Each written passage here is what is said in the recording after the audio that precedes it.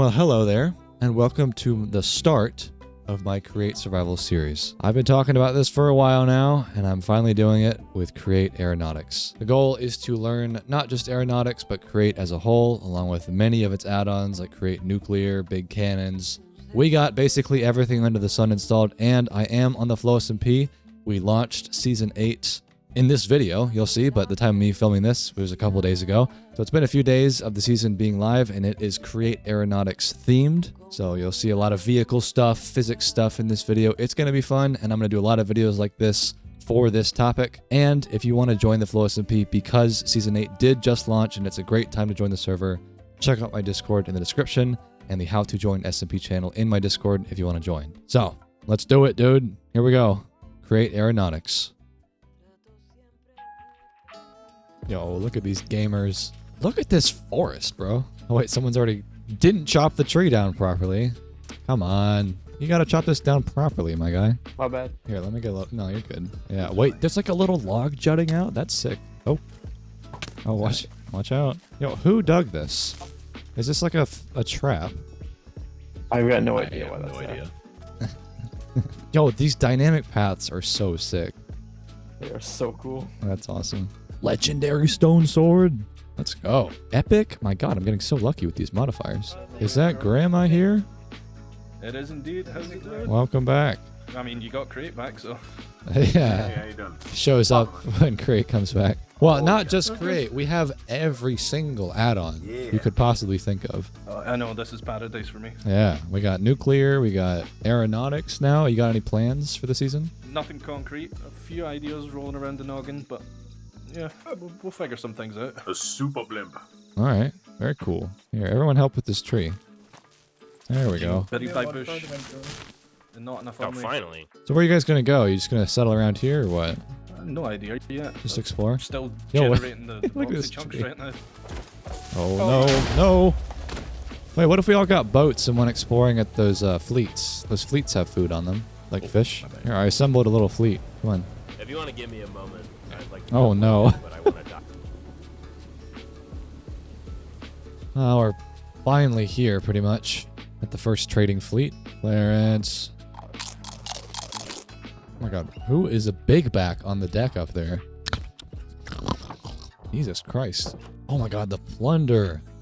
We got a gold trimmed cap. Dude, that looks so cool. Look at that. Oh, photograph. I loved doing exposure in the last video where I went around the world taking pictures. I want to do that again for sure. Absolutely.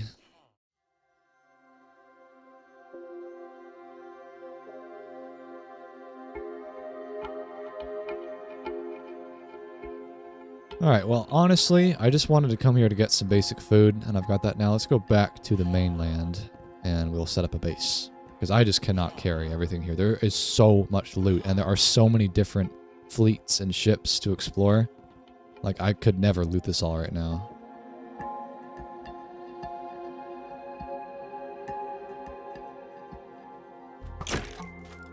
Yeah, get him! Nice. Alright, we gotta build a base. Build it somewhere in the forest. Oh, oh, no. Yeah, isn't it so much less pressure to keep inventory on? Dude, this is so cool. Look at that sunrise. I want to build a house pretty close to spawn so people can find me. That's good that there's diorite right here. You can use this to craft andesite, which I know is really hard to get with still life sometimes. So that's a nice deposit right here at spawn. Did you just unironically ask, why is my game lagging when I have 500 mods installed? What is going on here?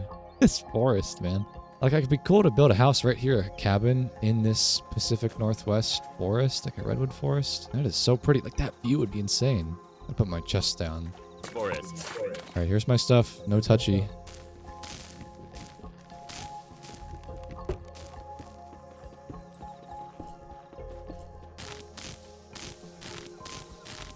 So I don't really have that much in the way of the logs that I want to use yet. I still gotta plant some oak trees and some spruce trees. I think we have, yeah, there's some saplings. Okay. But I don't know if I want to put my house right here per se. I mean, this is pretty much in the right dead center of the action. Oh god. So how much wood do I have?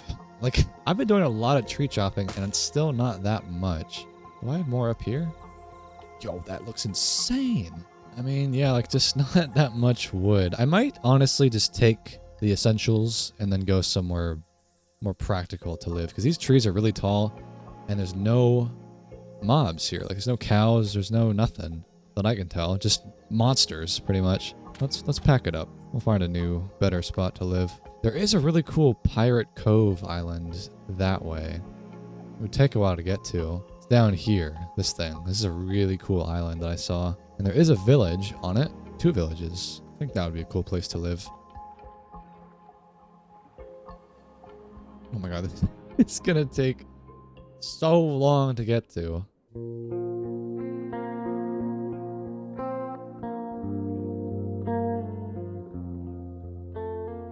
I guess this would be a good excuse to do a little chat real quick. Not that this one would be very long, but since I'm in the boat, I might as well. I'm just killing time. I saw a comment a couple weeks ago that just cracked me up. And I've talked about this a little bit, you know, here and there, of like overly judgmental religious people that come into my comment section and are like, hey man, you're nothing without Jesus, something like that. This specific comment it just made me laugh, and I think it must have been a troll.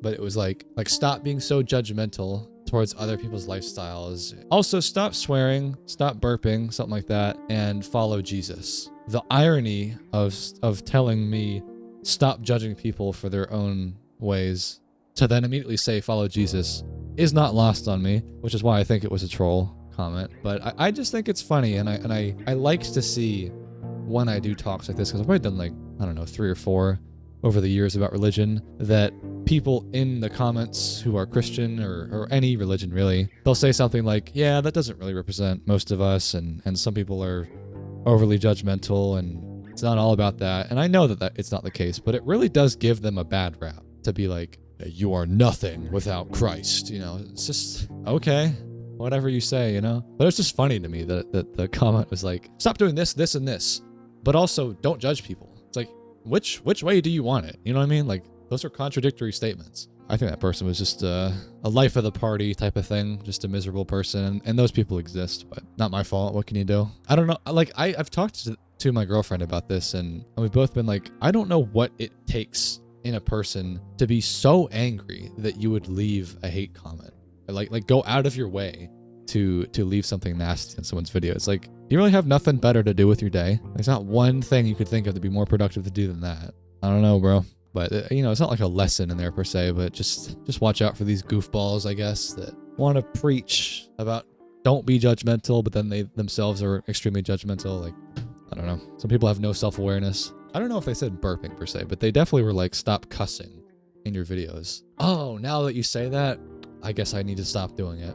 You got me. Yeah, if you say curse words, you go to hell. I don't know if you guys knew that. Wow, we're almost at the pirate island. That's pretty good. Went by quicker than I thought. And there are some trading fleets around, so we could loot those for loot. I hope there are cows on this island. There should be. They tend to be in these kind of like open prairie sections. I want some leather for a backpack. Yeah, I mean, I never give those people attention in the sense of like putting the comment on screen, saying what their name was. Like, they're not ever going to get that out of me. They're just going to be used as like a laughing stock for a talk, you know, at best. I know that the best scenario in these people's minds is that, oh, I'm going to get his attention and I'm going to piss him off. And it's like, maybe they're doing that in some way, but they're certainly not going to get any sort of recognition or validation or whatever. Like, it's just going to be flipped on their head of like, look how ridiculous this person is being, which maybe that's what they want. But I always think there's a lesson to be learned from goofballs like this.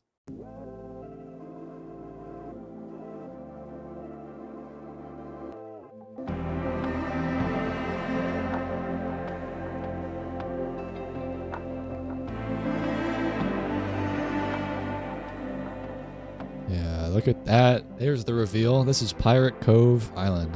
Yeah, this place is beautiful. I knew that I wanted to live here when I was checking out the world before the season started. Just something about this place that's really awesome. It's a huge island. I mean, it's massive. This would have been a lot faster if I had built a biplane, like an Aeronautics one, but that's going to be a while from now. Like, it's just crazy when you look at stuff on the world map. This is Zero's world map. It's like, oh, it doesn't look that big. But like when you're here in person, like, no, it's huge. This place is massive. Well, I got to think about how I want to approach this, because that's going to be pretty tough to scale. Maybe I could find a beach. Like, it's a pretty mountainous part of the island, this thing right here. It looks like we're approaching the beach. This could work. Yo, what is that? Massive diorite. What? All right, here we are. Oh, I'll leave that actually. I'll leave that.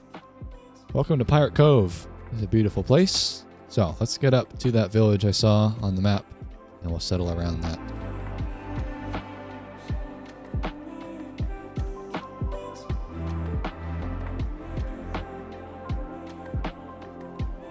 Yeah, wait, there is so much diorite here, and this is going to be so useful for the create mod.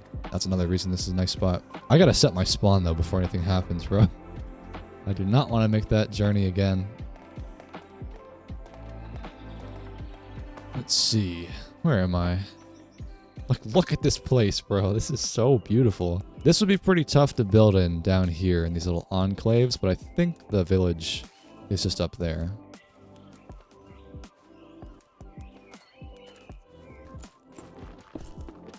I love these new sounds.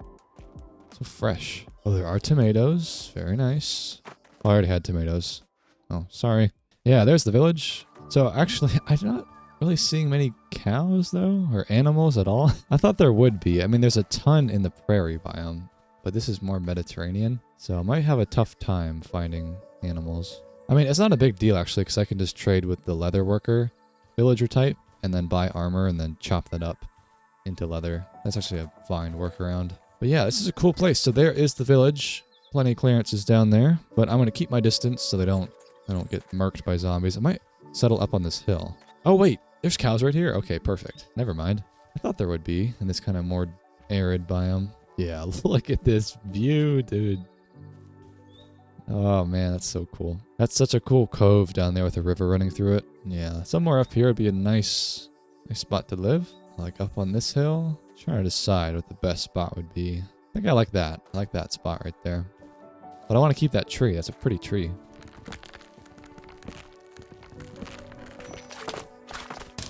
Oh no, get back here. Well, that's gone. Wait, stop. Oh my god. It's like a tumbleweed. At least the leaves kind of do the work for me though. It's crazy how much momentum they get built up with. Oh, this would be a good hobbit hole base. Like, I just love this tree. This is so pretty. I don't want to cut this down at all. Cletus, stop. Oh dear. Oh no. Panel stacks. Look at this sunrise. Jesus Christ, what a spot I picked. Well, I think I've got a nice little campsite for the start, but I want to go do some mining now. I've made no progress at all in terms of iron or coal or whatever. There are surface caves now to explore, and I want to find some. Oh wait, before I do that, let me get some leather. Oh. Doing the wiggles, are you? I only need 6 leather, so let's not be too overzealous. There we go. So for the backpack, it's 1 string, 2 iron. Man, that means I'm 1 iron short. I spent 2 iron on my shears. Maybe I could find some surface iron quickly. I just want a backpack before I go down to the mines. Oh, is that iron? Ah, here we go. Only 1. That's all I need. Perfect. Okay, so a backpack is like this. No, not like that. Like this.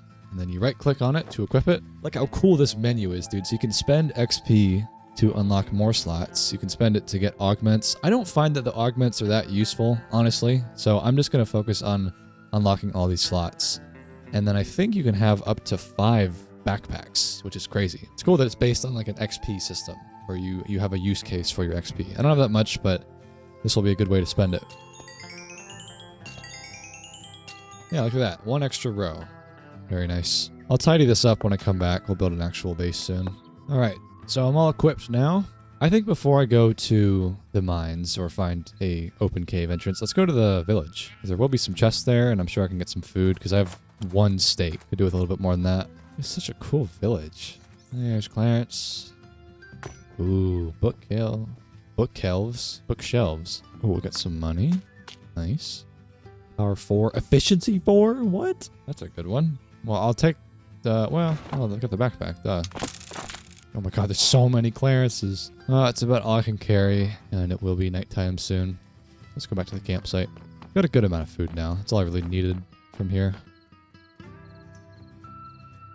I might build a little template structure, just a little platform, because this is ridiculous. I need an actual base of some sort, not just a campsite. Maybe like right here. I would like to build a Mediterranean thing with granite and brick, but I'm just not that wealthy yet. So this will have to do. What should I build this out of? I mean, I want lighter colored wood, like oak.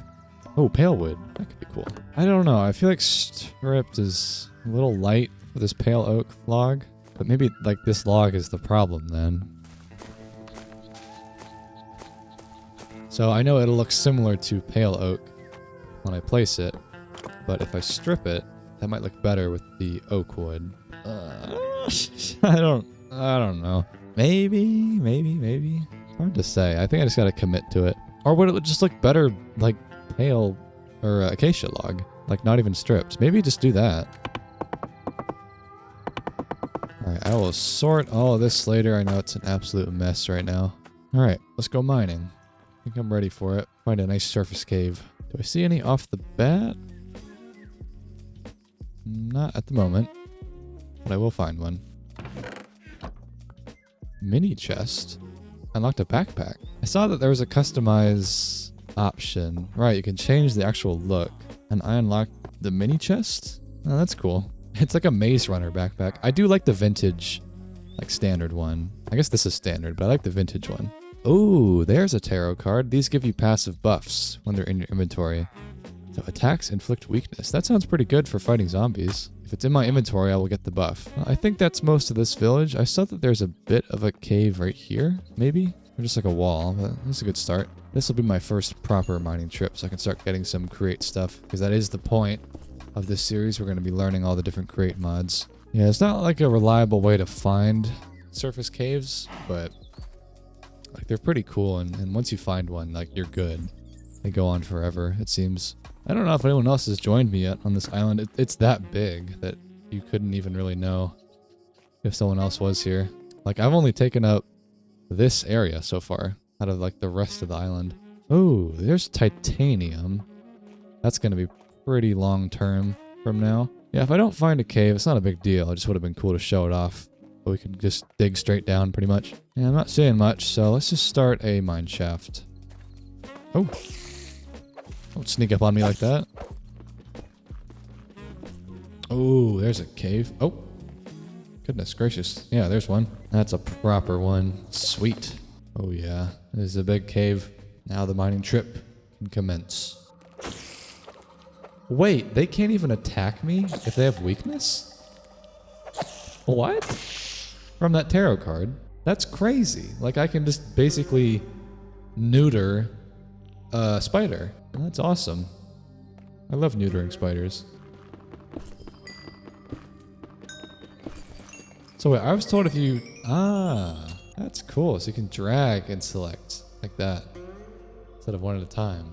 Is this most of the cave? I think there was another little offshoot. Yeah, okay, it keeps going down here. Oh my god, it goes down far. Okay, I need to get deeper. Get diamonds. Oh, there's zinc. Let's go. I need this. I need a lot of that stuff for create. I started experimenting with copycat blocks, which are those lots of different variants where you can put any block you want in there, more or less. Most blocks, at least. I don't know, you can make like a dirt wall or something, like a copycat wall, and you need zinc for those copycat blocks. So we'll get a lot of it. That is so overpowered that melee mobs can't attack you because you give them weakness. That's crazy. This is lead, I think. This is for create nuclear, okay. I'm just gonna start collecting all these create resources. I'll need them eventually. The premise, again, of the series is to explore a bunch of different add-ons, like all the add-ons I can think of for create. What is this? Oh, that's factory must grow lead. Well, I think I've finished off this branch of the cave. It's still not really opened up into a deep slate cavern quite yet, but I think there was more back earlier. Oh, a lot more cave in here. That's for damn sure. Andesite. No way. Straight up. And granite. I kind of wanted to build with granite for my house. Let's grab some of this. Oh, I thought that was a huge cave for a second. I mean, well, it's a water cave. It is pretty big. I just want to go down. Like, I want to hit deep slate soon. I mean, this is deep slate, and I've heard that there's actually diamonds in water caves. Never really done that though. Oh. Now here we go. This is more what I was talking about. I could get so much XP from my backpack down here. Yeah, this is what I was looking for.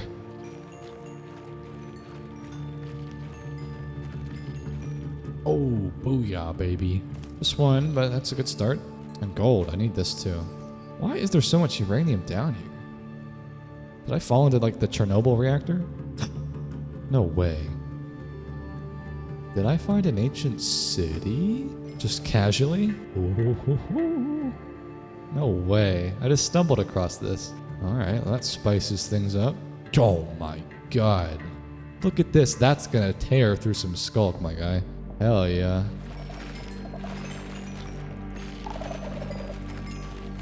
It's a weird ancient city. Oh, it's like weird how it's generated. Like, did the ancient city just generate in the cave and it didn't really make it flat? Because normally it'd be really expansive.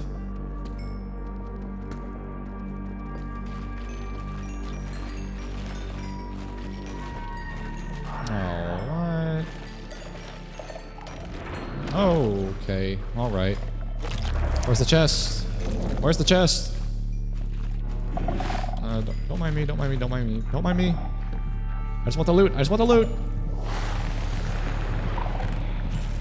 Gimme, gimme, gimme, gimme, gimme. Oh.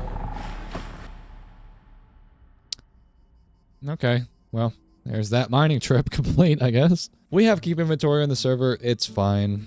It's fine. Didn't even lose any XP. Well, very successful all around that trip. Look at all this stuff I got. I mean, I can get some more slots too.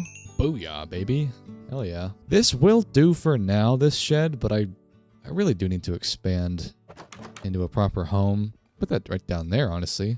Maybe I'll do that next, because I don't know. This is just not going to work. Let me get a farm, actually. I want to get leather for cows. We'll start that now. Problem is, it's not very flat here. At all. Where should I farm? I guess maybe over here?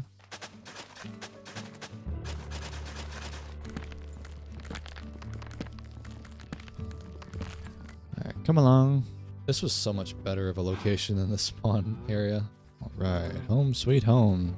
Alright, well there's the farm. We'll get some leather in some time, and then now I think I'll work on maybe a larger building, or I don't know. I've got a lot of create materials now, so I could start to do some create things, but I don't know if I have enough materials to build a vehicle. Probably not. I'm trying to think about what my next long-term goal should be, because I've got the basics. I've got a hut where I can store some stuff. I'll be able to categorize things soon with item frames. Like an airship would be cool. I could fly and meet people. I could build a biplane, like just a basic one from immersive aircraft, not a full-blown create one. That would be cool. I still do actually need kelp for mechanical belts. Maybe we could do that. Harder to spot than I actually thought. Oh, in cold oceans, that would be like up here. Cold, shallow ocean. Maybe, god damn, do I have to go that far? That's so far though. You know what might be faster is to go back to the base and craft a biplane than go on a boat. Like, this is going to be pretty far if I have to go to a cold ocean. I can definitely afford it. It's just a bit of a complicated recipe. Oh, what on earth? What happened down here? It's like a bunch of fallen water. What on earth? Weird. Well, I don't mind free stuff.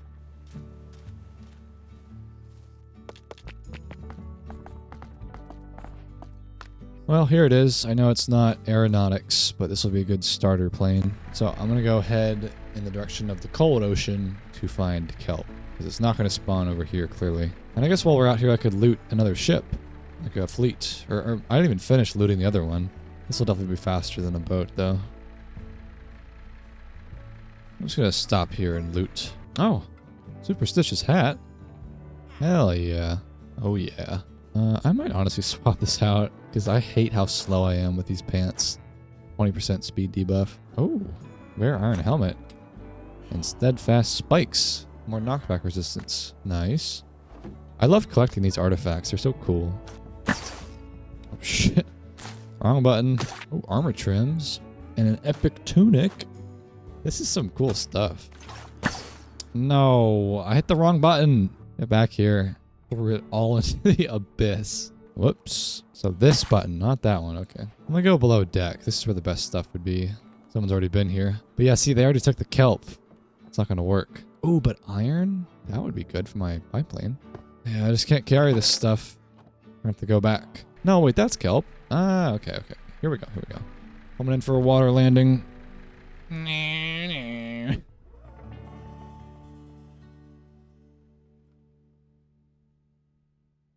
Alright, that's plenty. I guess I should probably plant this on the coast of Pirate Cove Island so we can grow it back. That sounds like a plan. Oh, is that someone's house right there? Wow. Cool spot. Very cool spot.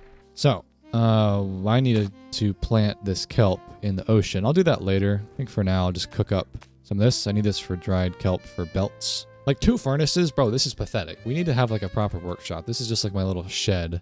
My work shed. I should build something down there.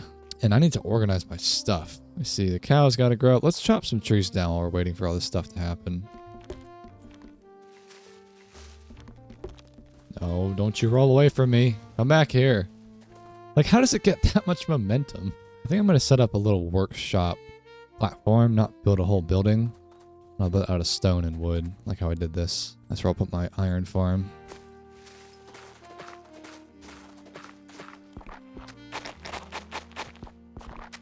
Oh. It's an eclipse. Oh my god. The gods have forsaken me. Wow, I thought it got dark all of a sudden. Alright, well this is my very robust crate mod platform for my first farm. I think I'm going to do an iron farm here. Hopefully I can fit it all in here and I'll just do some water wheels off the side.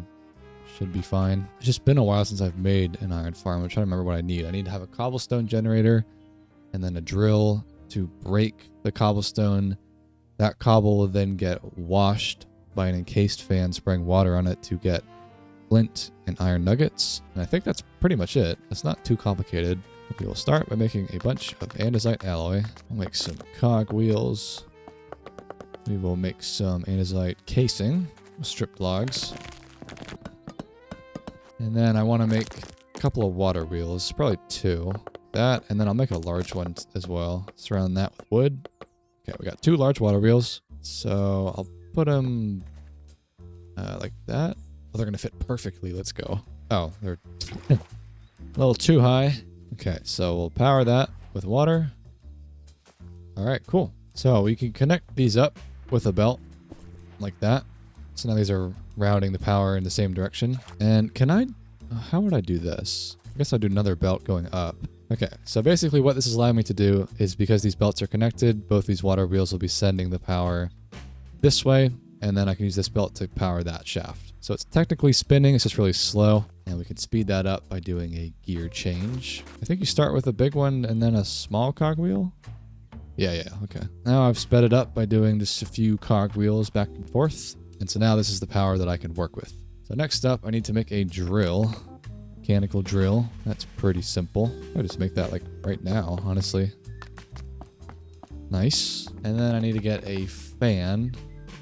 Encased fan. This requires a propeller, which that I think I'm going to need to make a mechanical press. Press iron into iron sheets. And this block is kind of expensive. I hope I have enough iron for this. All right, there's that. And then I also need to have a depot, I think. So just for a temporary solution, I'm going to put the press up here. Put the depot there. So I just need 4 iron sheets. So cool. Look at this in action, man. Finally starting doing some create stuff. All right, so there's the 4 sheets. All right, and then I think this was the fan. There we go. So I think I have all the materials I need to make my farm. I just gotta build it now in a sensible way. Oh wait, I do need funnels as well. That's right. Let's make a few funnels. Hopefully that's enough. Okay, so let's start with the cobblestone generator portion. Get rid of this. Don't need that now. Oh wait, I need lava. Why did I totally blank on that? I do need that. I think I'll have to go back down to the mines then, which is fine. I think there was a lava pit somewhere. Ouch. Is that? No, that's thorium. So I didn't go that way then. Which way did I go? Oh dear. Oh dear. There was definitely a lava. Oh, just don't mind me. I know there was lava down here. Was there not? There's like a lava pit at the end of a chasm. So I got turned around. I don't see how this could not be the same skulk biome I was in earlier. There must be lava down. Oh, there's diamonds. Stay away. Ah, here's some lava. You know, I guess while I'm here, let's get some obsidian. I think you need this stuff for some create things. Oh my god, this cave is huge. Oh, there's my torch. Okay. Whoa, okay. Good morning. So let me make sure I don't screw this up. I think water goes here, lava goes there. All right, and then we'll put the drill on the side. And so when that's powered, that will break that block. Oh wait, I need a millstone. I forgot, I do need that block as well. That's what I grind the cobblestone into to turn it into gravel. Oh, that's super easy. Oh. Shh. What the fuck? Cam.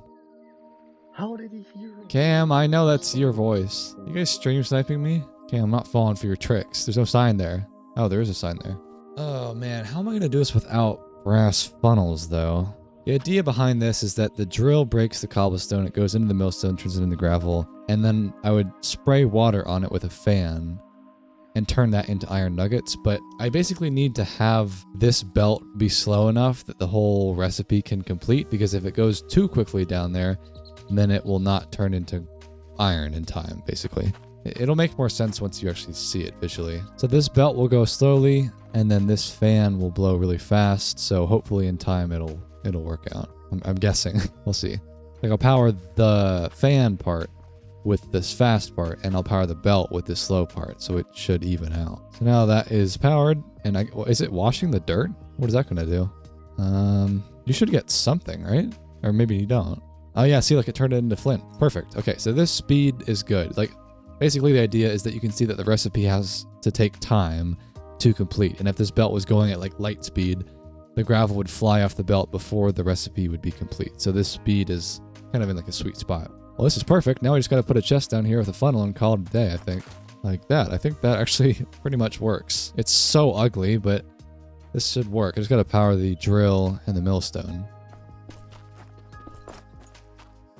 Okay, this is probably the worst looking cobble generator ever. But I think this actually works. Because that's going into the millstone, and then that's getting washed as gravel. Good lord, what a fucking abomination. But this will work. This will work. But my first iron nugget is there. So this is pretty slow, but it will actually be infinite iron, technically speaking.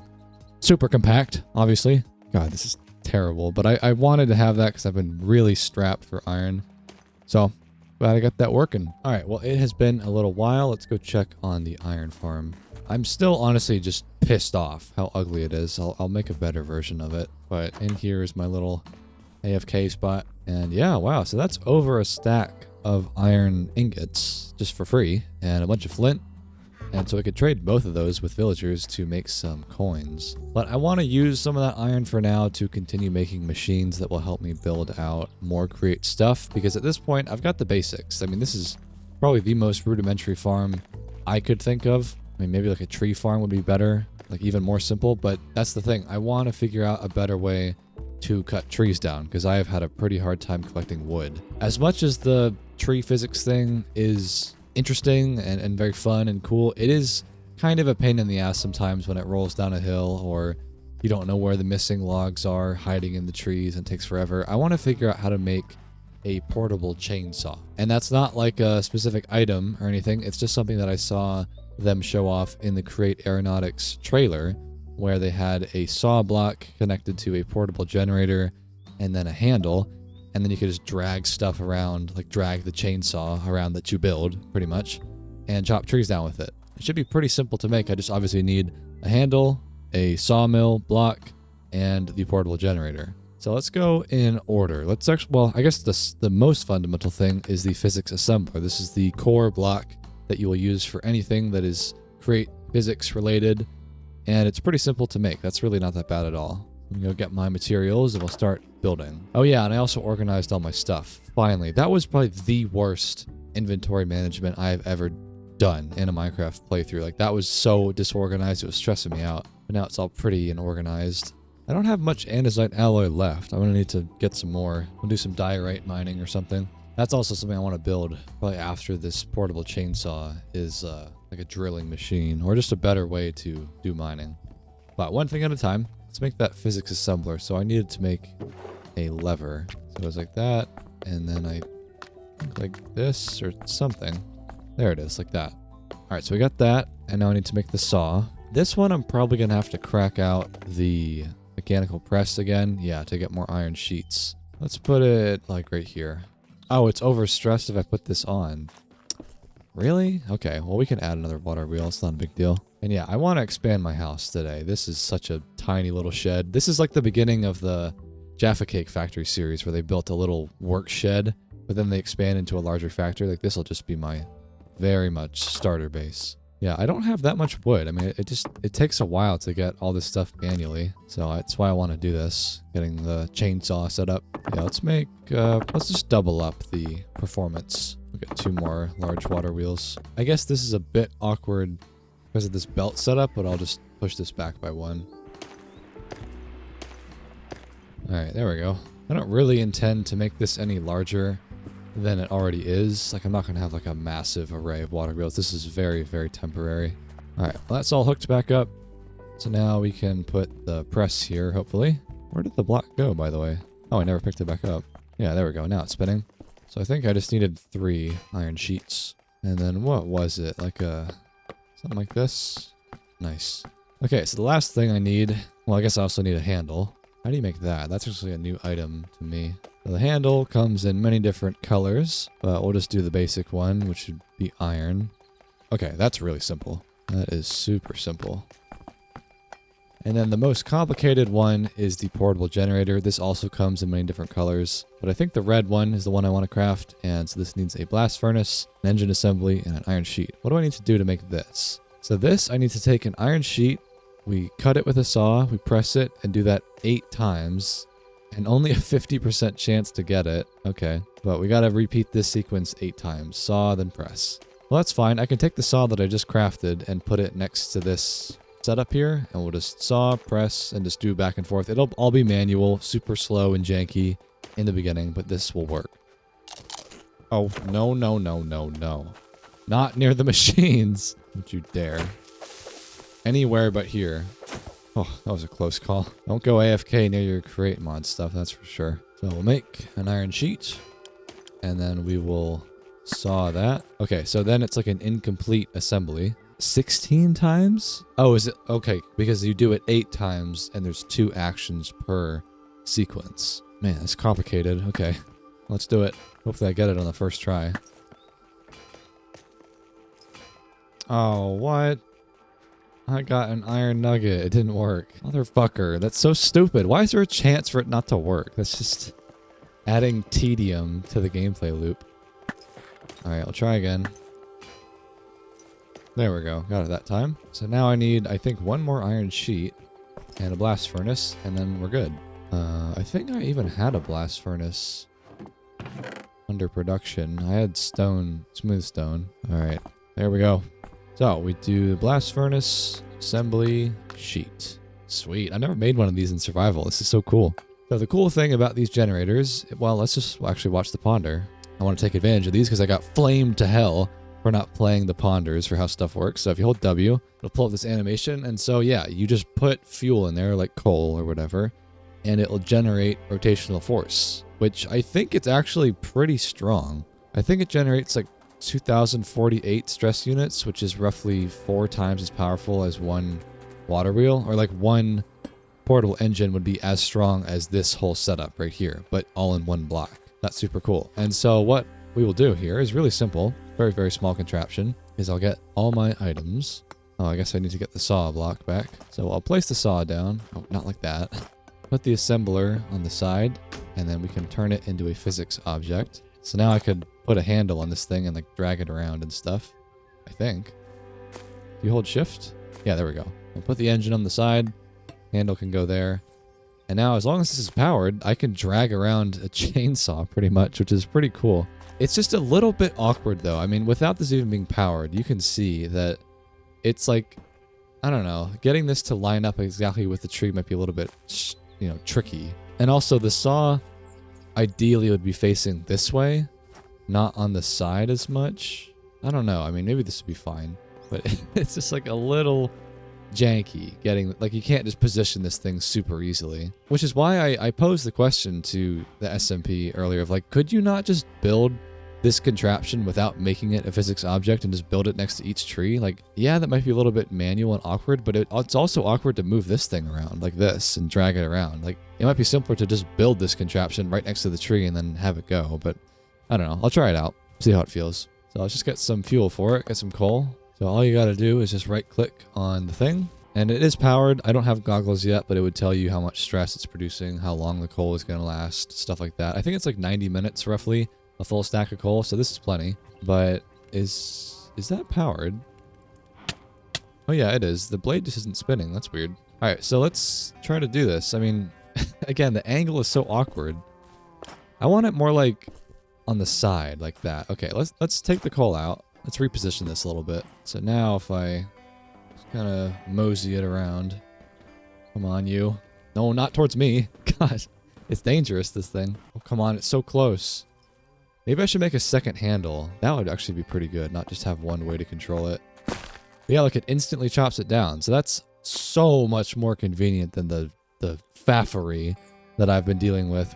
You've seen it in the video. It's been really cumbersome. So this is pretty good now. But again, I don't know if this is just going to be like a novelty of dragging this thing around. And like, would it not just be simpler to build it right next to the tree? I don't know. Let's just give it a try. So like, drag this over here. Whoa, that's insane. It instantly cuts it down. That's wild. Okay, that is really strong. And this is basically an infinite setup because I can just take the logs that I cut down instantly, turn it into charcoal, and then put that back into the portable generator. Yeah, that actually is really strong. Oh yeah. Okay, that's not very much, but that's cool. Oh, almost had it.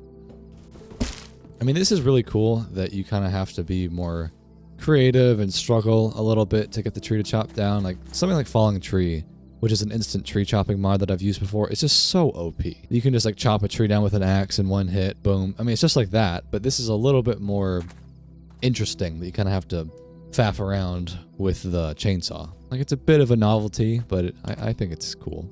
Feels more like Create. Yeah, and it's pretty efficient, honestly. It's not burning that much coal. Let's go to bed, though. It's really dark now. Whoa. It's not very easy to use going uphill, though. All right. Let's disassemble it. This would be easier to use on a flat surface for sure. Well, again, like, would it just be simpler to just do this? Saw going that way. Generator, fuel. Like, that's really simple.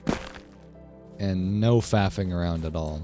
It's a cool idea, but I feel like practically speaking, you would just rebuild this thing over and over again. Or really, eventually you would build a whole vehicle that you could drive around, not like having to physically carry this chainsaw mechanism, but building like a tractor that has a saw in the front. I did that before, where I built like a tank and there were saws in the front of it, and I just drove through a forest and I could chop trees down. It was really cool. And I would like to do that at some point. Yeah, this is so convenient, man. I know that you could even do this with a hand crank, where you physically crank it yourself, but I feel like it'd be pretty slow. I don't know, like a generator is quite fast. But see, like this one, I'd probably still cut down myself. It's not too bad. Oh, I will say, it seems like there is a startup cost. I have 55 coal right now. And then if I take it out, after this is done, I have 54. So I am spending 1 coal per tree, but that's fine. I'm getting so many logs back. It's not a big deal. But you probably wouldn't be spending that much coal if you carried it around yourself like a chainsaw, because there wouldn't be this constant starting it up and turning it off again kind of a thing. It would just be on and running. It would still consume fuel, but probably not as quickly. Okay, I don't understand why sometimes it doesn't do it. Is that just a bug? Oh no, it's facing the wrong way. Wow, I'm a genius. All right, well, I got quite a bit of wood from that. That's great. Much more efficient doing it this way. I think that's probably good for tree cutting now. What to work on next? I want to think about what my next long-term goal should be. I know a lot of people are obviously thinking about Create Aeronautics and building airships and vehicles and whatnot and moving bases. And that sounds great. I just feel like I am still quite far from being able to do that. I mean, like, for example, I need honey glue at some point. That's a pretty important block. Or not block, it's like a tool. And this you get by spouting honey onto an iron sheet. And that's fine, but like, how exactly would I do this? How do I get honey? Like, I need to get a beehive. But would I find a beehive on this area? You know what I mean? Like, I'm not sure if they would spawn in this kind of forest. I would think it would be more in that direction, right? Like, there's more temperate forests over here. Like, tons of it. But that's pretty far to go just for beehives. I'm more just trying to think about what items I would need to build a vehicle. Honey glue is what you need to, you know, have better control over simulating contraptions. So that's something that I would definitely want to get at some point. But, you know, like for an airship, I think I would need a hot air burner. So block of coal, that's actually pretty easy to get. Hot air envelopes would be a lot of wool. So maybe I should start working on a sheep farm. And not even just a sheep farm, but like, let's try to make this look kind of pretty. So far, like, this is really basic. That's terrible. I don't really have a house yet. I need to do some proper base establishment. And I was talking about wanting to do like a Mediterranean style build. Not really just build something that just comes to me, but thinking from like a specific idea. I don't want to just plop down a basic house and call it a day. I want to have like a theme for my base, at least for the starter base for this town. Well, not town, but you know what I mean. I want to get granite and blocks like that. And just to check, can you craft granite or do I have to go down and mine it? You can do nether quartz and diorite, but nether quartz you get from diorite. I mean, technically that could work, but I think it'd be faster to just go mining for granite. And I would expect to find some. Like, what is that? That's all granite right there. Okay, perfect. Well, that's pretty close. It's just across the pond. Let's go do that. I will say one more thing. I know I've been talking a lot right now. I will start mining in a second. I did change a few things between, like, I streamed for the first part of this video, and now I'm just recording by myself. I changed some things, and one of them is someone told me about an integration with Create and Immersive Aircraft. And Immersive Aircraft is the mod that I was using to have that biplane earlier. And there were a couple of different things. One of them was a resource pack. So now, like, the biplane looks more like Create mod sails, and like it's a brass propeller item, and it's, you know, more Create mod themed things, which is really cool. But then I also added a data pack which changes the recipe of this. So like that looks more like a biplane that you have to craft, and the sails are actual windmill sails from Create. So it feels much more integrated with the Create experience. But obviously it's really complicated to craft now, and I'm not gonna punish any players who have already built a biplane or a vehicle, right? If they've built it before I change the recipe, that's fine. But for me personally, I've thrown out my biplane, and I want to go through that process of crafting it in this more Create-esque way to get a biplane. Because it's a bit OP to be able to fly really, really quickly, like within 30 minutes of getting into the game, and I want to have that be more like a longer term thing. So that's my plan. I'll get a biplane probably eventually, but not for a while because it's going to be a lot more complicated to get. Anyways, let's go get some granite. I want to get a lot of this stuff. Oh, there's a player over there. You see that? Look at him go. He's got a little Create mod backpack. That's cool. Oh, there's mud here. Ah, I should probably get some of this for my house, my base. Can you craft mud though? That seems like something that would definitely be craftable with Create. Packed mud can be from mud and straw or wheat. And then mud can be from mixing water and dirt. So yeah, technically you could craft it, but I don't really know how mixing works. Honestly, that's something about Create I've never really ventured into. So I'm going to start just by mining this. Start with what I know. There's not going to be a lot of it here, but this will be a start.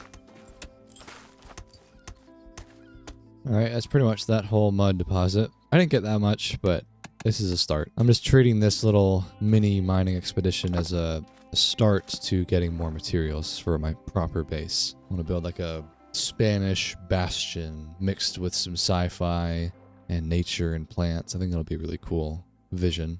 Oh, there is a shipwreck right here. See if there's any good loot. Oh, water breathing potions. Someone was here. Don't mind if I do. See, I swear the buried treasure maps are bugged. I don't think they actually work. They just turn into maps like that. Oh well, not too bad. Little pit stop. Oh wait, there's granite on my home island. Didn't realize that. That actually would have been quicker. Just over here. That's fine. I'm already this far. Guess that makes sense. It would have been strange for my island not to have that. But we'll just go over here. Not a big deal. Oh, another shipwreck. I do want to get back into looting some stuff and exploring. I've really only done a little bit, and there's some cool artifacts to get, like my hat. But there's a cloud in a bottle, I think, and some other really useful items. I'll do that later, though. I want to focus on building right now. Why are there random glass panes in here? That's weird. Oh yeah, there's plenty of granite out here. I was not very smart about not making inventory space though before I left. I want to be able to carry enough granite.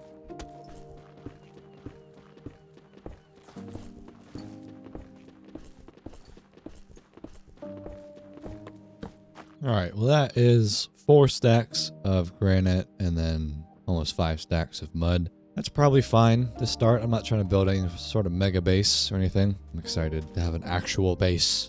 Oh, I don't know if you've noticed, by the way, but between last stream and this recording, I've added this locator bar mod, and that's not a native feature of 121.1. It was added pretty recently to the game, and I was missing that. It's a really, really good feature. I know we like to clown on Mojang for adding useless garbage, but the locator bar was genuinely a fire addition for servers, and so I found a good mod that can replicate that behavior. So now you can see where other players are on the map.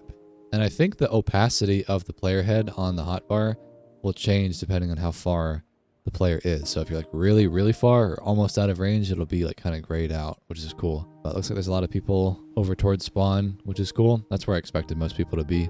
But it's just, it's so lonely when you don't know where other players are on the map. And so that's just a nice addition to have back.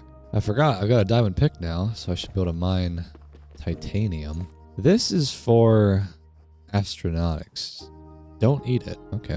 Or not Aeronautics, cosmonautics. And this is space stuff, which is cool. I think you build like blocks of titanium and then you can use this for something. I'm not quite sure. It's a pretty work in progress mod, but you can go to space. There is a space dimension. There's asteroids.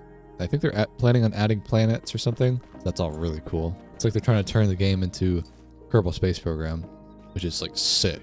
That's so cool. Wait a minute. I have a neighbor. This is definitely not a structure that was here earlier. Check this out. Wait, they have a beehive too? Oh my god, this is perfect. I needed that for the honey glue. Who lives here? I'm not really sure, but that's so cool. Nice to know I'm not alone on this place, on Pirate Cove. Alright, so I'm back, and I think I'll build my house probably around here somewhere. It's going to be a pretty big compound, like the vision that I have in my mind, but I'll just start with maybe like the storage section.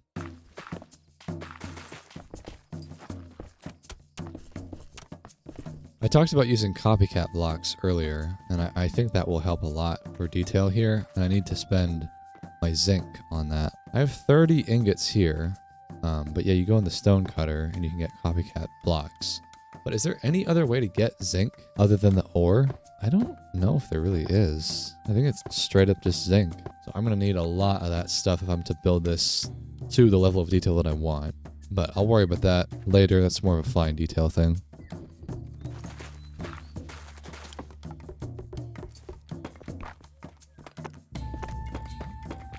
Well, this is progress.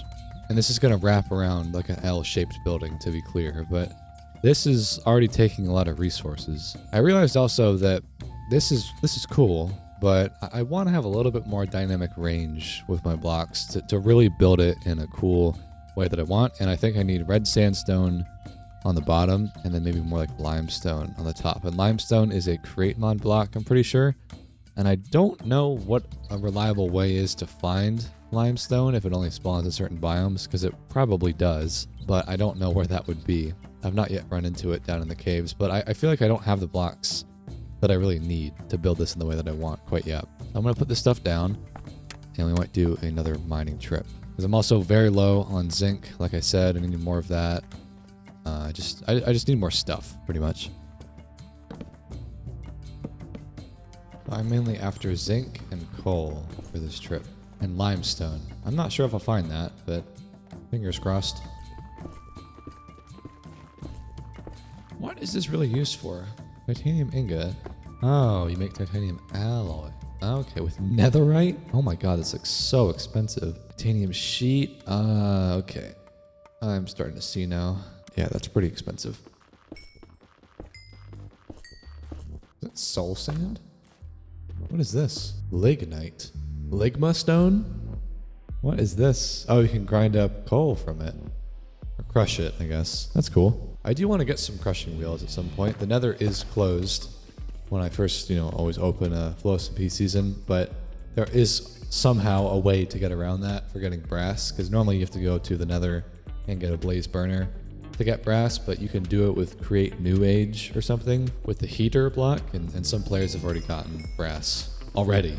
Just crazy. So point being, you need that to get the ability to make crushing wheels to then crush up more stuff. So we can look towards that soon.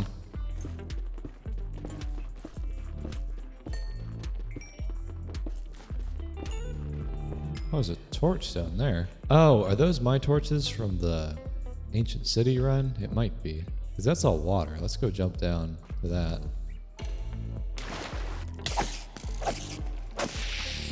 Oh my god, what is going on down here?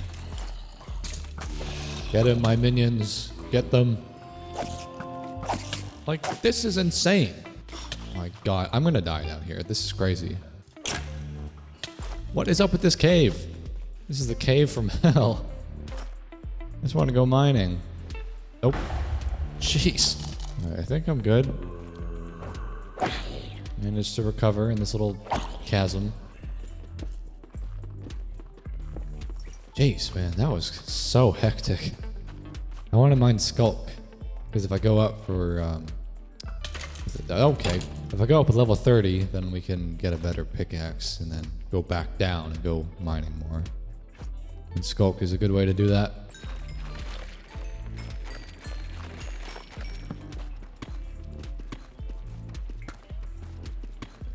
Oh, is this limestone? No way. That's awesome. I didn't know if it was going to spawn down here. Sweet. That's perfect. I think this would pair really nicely with a more desert palette.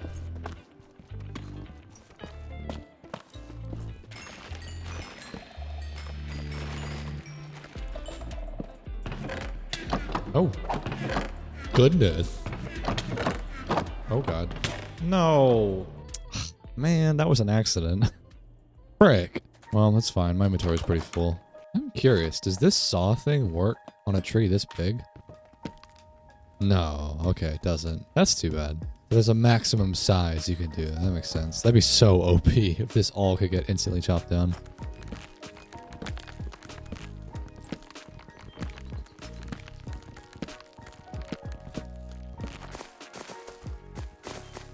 Alright, that only took 15 minutes to cut that tree down, but that's finally done. So, do I want to go back in the mines? That's the question. I got a lot of limestone on that trip, and I could flesh this design out a little bit more. It's still pretty basic, but my thinking is that in here will be maybe storage and a larger create mod workshop for some more farms. And then, I don't know, I'm still like, I need to think of like what I want to do for this series. And if you guys have comments about what you want to see me do, I am happy to hear them. I think in the early stages, I'm just trying to get some materials gathered and farms and whatnot, but even just making that iron farm better would be pretty good. Oh, here it goes. Let me start by finishing up this building or getting into a better spot. I don't yet have red sandstone, and that's unfortunate, but it's fine. So now, let me crack out some of these copycat blocks. I don't know what the difference is between a beam and a wall. Like a beam, okay, that could go across like that. Can it go vertical too? Yeah, okay, so it's like a wall that wouldn't connect. That's fine. Maybe some like support walls could be cool. Like this. And then we put logs in there. It's not bad. This is not going to stay here. This will probably end up turning into a staircase.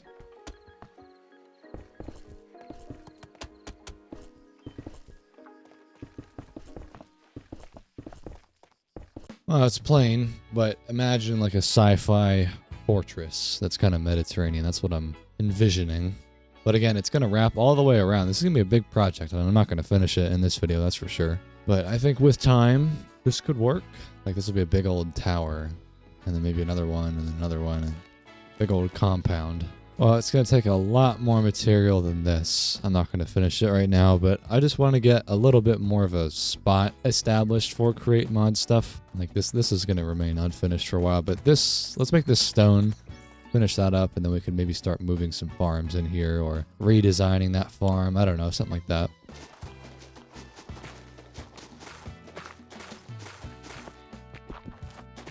All right, that'll do. A little messy industrial factory floor. It will look cool when it's done. Trust me, I know this doesn't look like much, right now, but it'll be fine. I think I am still kind of jumping the gun a little bit on create stuff. Maybe we should transition to some villager trading because I have so much flint over there, and I think you can trade that with Fletchers.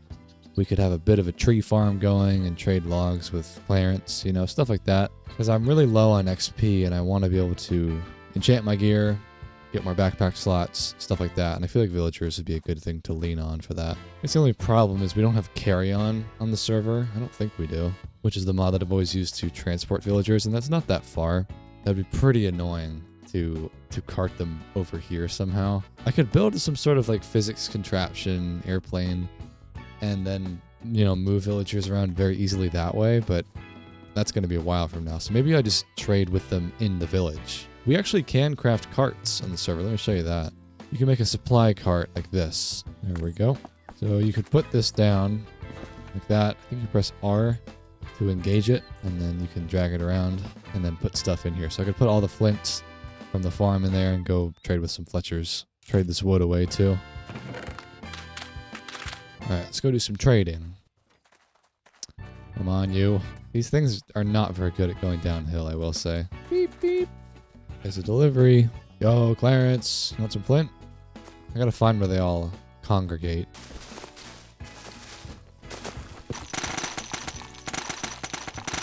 Yo, Clarence. You want some flint?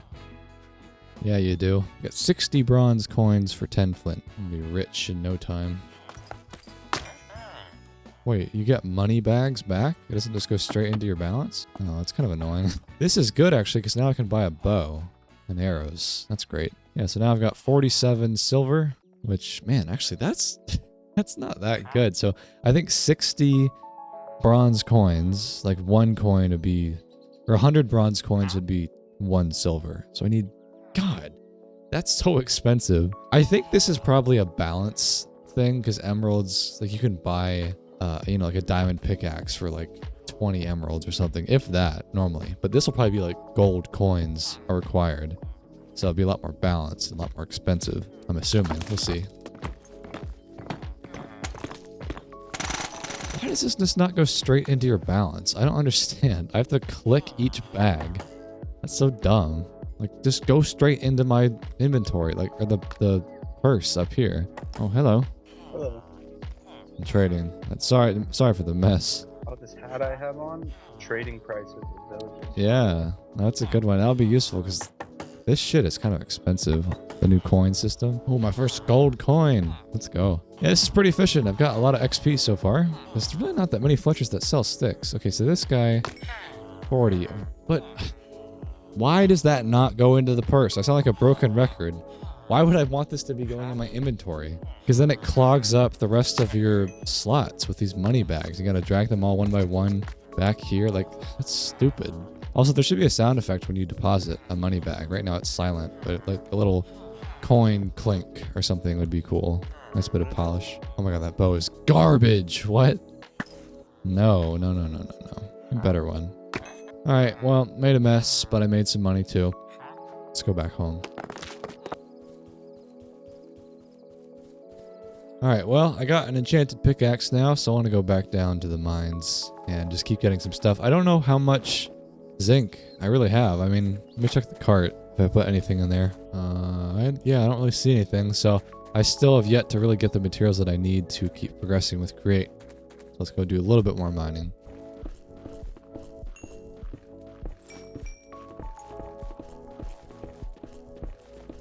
Oh, here's that cave. Oh, what a perfect little sniper's nest. Oh, no arrows, huh? They come out of the thin air. Look at that. The animation's a little bugged. That'll help a lot. I was struggling in the caves earlier with monsters. Ooh, there's a geode here. I do need this stuff to reforge my gear. The amethyst crystals. And I think you can then chop up this stuff on a cutting board or something? Yeah, like this to get the shards. I'll take a bunch of this stuff. I don't know why there's so much damn water in these caves, man. Is that a bug? There's always water in these sculpt caves. Like it's everywhere. You can see it. Oh. Sorry. Sorry for wandering in. Well, my inventory is full once again. This is a pretty big backpack. I'm surprised how little space I've been able to retain, but that's fine. I'm not getting that much zinc. Maybe it's just that rare. I was looking in the recipe of zinc with zinc nuggets. You can get it from crushing tuff, and then tuff can be made from combining a bunch of stone variants and lava, which like, is this renewable? I think it might technically be renewable as long as deep slate is. Because yeah, okay, lava and flint are renewable. So like technically you could make a farm for zinc with a bunch of mental gymnastics to get it all to work, but it is possible. But I'm probably a little bit far from that right now. I need to find dripstone in order to make lava renewable, because you can make it drip into a cauldron apparently, and that makes it infinite. But I haven't found any dripstone yet. So we'll keep looking. Ooh, diamonds. That's nice. Oh, look at all this. Oh, Jesus Christ. I died to a mimic last time. I want to get the artifact. Yay. There we go. I think these are the mining claws. Yeah, they increase your mining speed.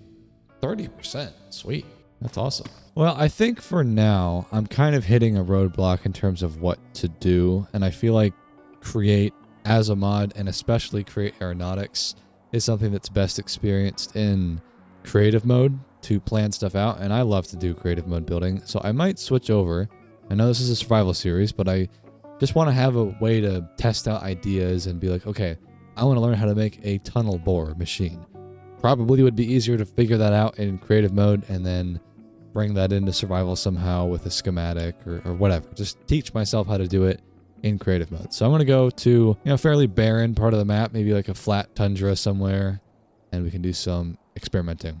All right, let's do that. All right, well, here's my testing ground, far north, out of everyone's way. So what I want to learn how to make is, like, I've seen people making tunnel bore machines on tracks or like tanks with big drills on the front, because I think that'd be really useful for mining and excavating a lot of stuff. I just don't know how that works. I think I've seen like a bore head bearing this thing.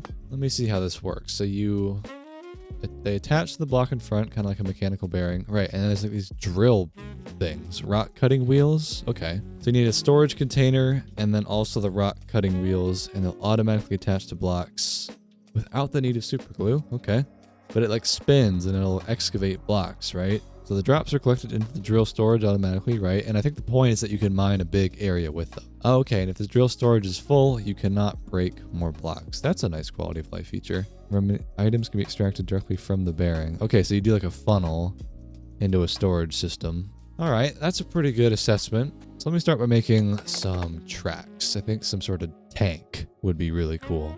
We'll get honey glue and a physics assembler. Let's build some sort of tank. Nothing too large. So we'll put a few track mounts down like this. And then you can do a suspension track like that. And then a wheel on the end, right? Like that. Okay. You can make like tank tracks. That's so cool. This is from Create Tracks, I believe, if you're curious. And then we'll obviously do it on the other side. I think I probably want this to be 3 blocks wide in the middle. Like that. All right. Something that wide. And then we'll connect up these sides. This is where the shaft output clearly is. Probably need a few gearboxes. I've heard about this directional gear shift. People have been telling me about this thing. What does this do? So they do not relay power unless they are powered, right? Okay. So that acts like a clutch. But when you power one side, it'll go through. And I guess when you power the other side, it'll reverse it. So it's like a clutch and a gear shift in one block. That's cool, because that would be a good way to compact down this redstone a bit, I bet. But let me not get too carried away. I gotta make this thing drive first of all, and then we'll worry about making it more efficient. So I've done this before. What we need are some redstone links and a linked controller. And so we'll need a power source as well. What I will probably do in survival is get a portable generator again. So I'll put this, I don't know, somewhere. I want to make this as basic as possible. No frills, no fancy design, not quite yet. I'm just trying to understand, first of all, how you make a tank, and then how you make a drill machine thing with a storage system on it. I do know how to make a tank. I've done this before, but it's been a little bit, so I got to remind myself how I did it. But like right now, if I were to get a blaze cake to power this thing, just for the sake of creative mode, put that in there. And then we got a couple of vertical gearboxes. and just powered that, that would power this track. And then if we put a shaft right there, like these tracks are technically powered. They're going in different directions, but this is technically powered. But that's not what we want. We want to be able to control it, obviously. So we'll start with a clutch and a gear shift. I know I talked about the directional gear shift, but I want to understand the basics before I make this more fancy. So I think I'm actually going to need more space than this. Let's bring this back a little bit. So right now the tracks are going in the same direction. That's fine. What I want to do is put a clutch, maybe right there, and then a redstone torch next to it. So the clutch will be powered, and then when I have a redstone link here and I press a button, it'll turn off the redstone torch, which turns off the clutch, and then the tracks can go forward. So I will just put, I don't know, any block in there will do. Let's say for W, this key, we'll have it bound to that frequency. When I press W, they will go forward because the clutch is getting turned off. So that works. And then for S, we'll just invert that. So we'll do a gear shift right there. Redstone torch for that. And then S. Can I turn off this redstone torch if the link is right here? No. Okay. So I actually have to put this in a different spot so that I can turn this torch off in another way. Okay. Let's reevaluate a little bit. Normally I would have it on the back of this block, but the track mount block is right there. That's not going to work, right? Like I can't take a redstone torch and put it. Oh, I can put it in the track. Wait, I could hide a redstone link right there, actually. That could work. It would be awkward, but it would work. So, like, if I do this... Oh, wait, that's not turning the torch off, though. Isn't it going through the block? It's on that block, yeah. Okay, that's not going to work, then. I thought it would. How did I do this before? Maybe I put it in the middle of the thing. Put it here. Redstone link there. Yeah, there we go. Okay, that would work. Now the tracks are moving. Okay, and then we'll do a redstone link here. For S, and then a redstone link on the gear shift itself for S. So now when I press S, they go back. When I press W, they go forward. Cool. The way I'm doing that for reverse is I'm just doing the same thing where this redstone link turns off the torch, which turns off the clutch so the tracks can move. And then also when I press S, this redstone link gets activated, which activates the gear shift, which inverts the rotation so that it goes backwards. So that is backwards and forwards. We still need to have it turn from side to side. The way you would do that is have one track moving forward and then one moving back, I guess. I didn't have very good turning last time, so I want this to be better. How would I do that? I guess I could put a gear shift right there and then only activate this when I press A. Yeah, okay. I mean, that works pretty well. We would just need to have that work inverse for the back, which I could do like a gearbox here. Oh, actually, this would be a good spot for the directional gear shift, wouldn't it? Because I could have it flip both ways. Let me try this thing out. Let me press A. That is engaged, which is not working. What exactly is this thing doing? It's like flipping around. Do I have it oriented the wrong way? I mean, when I press W, the gear shift is not engaged, but oh, that's right. It doesn't pass power through it unless itself is powered, right? Do I need a lever on it or something? Okay, like that. When I press W, it's getting inverted. That's not what I want. I don't really understand these things quite yet. Maybe I need to keep it simple. So I know that works. Like, what does that do right now? That's not doing anything. But if I were to do the link here. Oh, wow, that actually works. I'm quite surprised. I was kind of just guessing, but, wait, they don't. What the fuck? Are you sure, my guy? It almost works. That's forwards. That's backwards. Why is it that when I'm holding A, nothing happens? No, when I hold A, it goes in reverse. That's probably because these gearboxes are powering this on the back. That's a sloppy way to do it. Oh yeah, there we go. Simple. Terrible. I mean, 3 gearboxes, are you kidding? That's so expensive, but this works. Oh, except now when I press D, we're going backwards. Why? Maybe I need to have another clutch right here that only this back part gets engaged when I press D. I had a much better design last time I built a tank. I don't know what happened, but let's say that, yeah, copper ingot, this will get engaged when I press D. I think this back part is messing it up. Oh, it works now. Beautiful. That would turn it left. I would turn it right. All right, it's quite a mess of gearboxes, but This works. It's just going to be super slow. That's the thing. I want to speed this up just a smidgen. So let's get a rotation speed controller. Oh, it's overstressed. Okay, we need more generators. I thought we would, especially to power the drill. Let's do it like... not enough damn room on this thing. I might have to expand the tracks a little bit. Which, oh man, I just have to expand this. That's fine. I can deal with that. All of this is just to plan something out in survival, bro. Okay, so power all those. Some cogwheels. Oh wait, these are gonna break. Oh, well, I know you can fix that. You can just flip the rotation. Yeah, that's fine. I mean, I also don't have to be cranking this at 256 RPM. I understand that, but I just want to see where the limit is. What? Can't place that. Why? Excuse me. Like that. Oh, but you can't do it that close? Fiddlesticks. That would have been so cool. Wait, it's still overstressed. Okay, 256 is too ambitious. Let's try 128. That's just too much.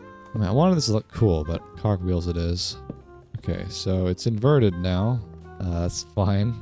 I'll just invert my controls. Okay, so backwards, forwards. Okay, that works. I think this is a good spot to simulate it now. Get the honey glue back and we'll assemble this thing. Alright, so here it is. Took a little bit of grass with it. That's fine. So, this is fully drivable. It's a little janky, but it's pretty quick backwards and forwards. Yeah, so, the turning is fine. I mean, it's a tank. What do you expect? A fucking Mazda Miata? Like, this is fine. It's a little bouncy, isn't it? Well, that's the core chassis solved. Now we just got to figure out the drill, the bore head thing, and then where you would store that stuff. Because they had a barrel on the drill itself, like one singular barrel. That's obviously not going to be enough. I want to have a full-blown vault system, which I've never used before. I don't know how vaults work, so let's figure that out. So this will be the front, and I will get the bore head bearing and the rock cutting wheel. And the way this is looking, it's pretty big. I'll have two of them, I think. 2 bore head bearings. Oh. What in the... Oh, I know. I did that. Sorry. I think I'll put them right about here. And then they had a block on the front. And then the wheel, like... How do they do it? How did this work? They attach to the block in front. And then they face... These are facing forward, though. Why are mine not doing that? They're facing to the side. You have to like orient them a certain way? Like it should be like that. What if I did it like that? Okay. Okay, and then I don't think it said that it needed to be super glued, but we gotta put power through that, right? Put a shaft there. Okay, those are powered. Do I have to update them? Oh, unable to assemble. Does not include any inventory blocks. Right. Well, it said that there was like a way that you could have a funnel on the back. Let me just try a very basic setup here. Put a funnel there, and then like a belt that goes into a chest or something. Why is this chest invisible? What? Like that technically would be an inventory system. Does it have to be literally on the barrel? Or on the thingy? Like that. Does not include any attached inventory blocks. Excuse me! That's a barrel. Oh, there we go. I had to update it. Tooltip was being a little goofball. Well, I don't know if this part actually worked, though. Having this chest be back here. Does that recognize it? Also, that's a gearbox. That would not work. Oh, fiddlesticks. This is going to be so complicated to build in survival. How am I going to get around this? There's a gearbox right here. I mean, that could be a shaft, but then that's going to invert the rotation, isn't it? Why is it drifting like that? It's like drifting to the side. Clearly, that gearbox was important right here. Well, actually, I know what I'll do. I'll just put a gear shift here and just power it with a lever. It'll achieve the same effect. Golly, it's janky, though. Why is it drifting so much? My controls still work, right? That's forward. It's backwards. The turning is ass. My god, the turning is terrible. I thought the tracks would be a cool system, but honestly, I feel like wheels are just better. They just have better turning radius. Like a mining car. And I could swap them out. I mean, that'd be a full redesign pretty much. Let's just worry about that later. But yeah, so right now, I wanted to get this belt set up.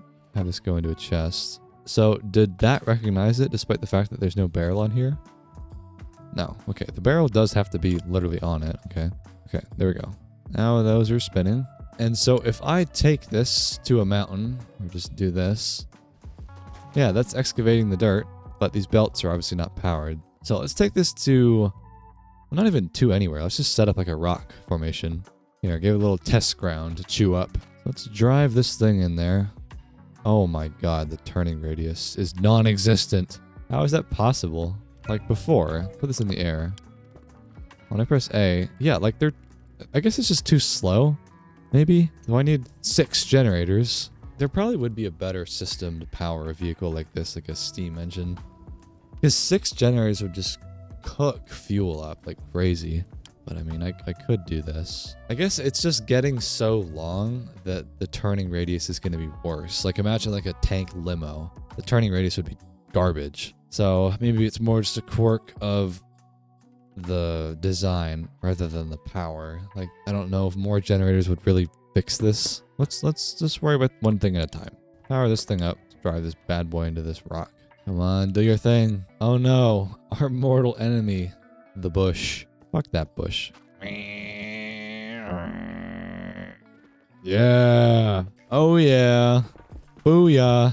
Okay, well this is working very nicely. I just don't know where the barrels are at with their storage. I guess maybe the better solution would be let's have like a dedicated generator for the bore head bearings or something. Because that would reduce weight and also increase the power that I can send to these things.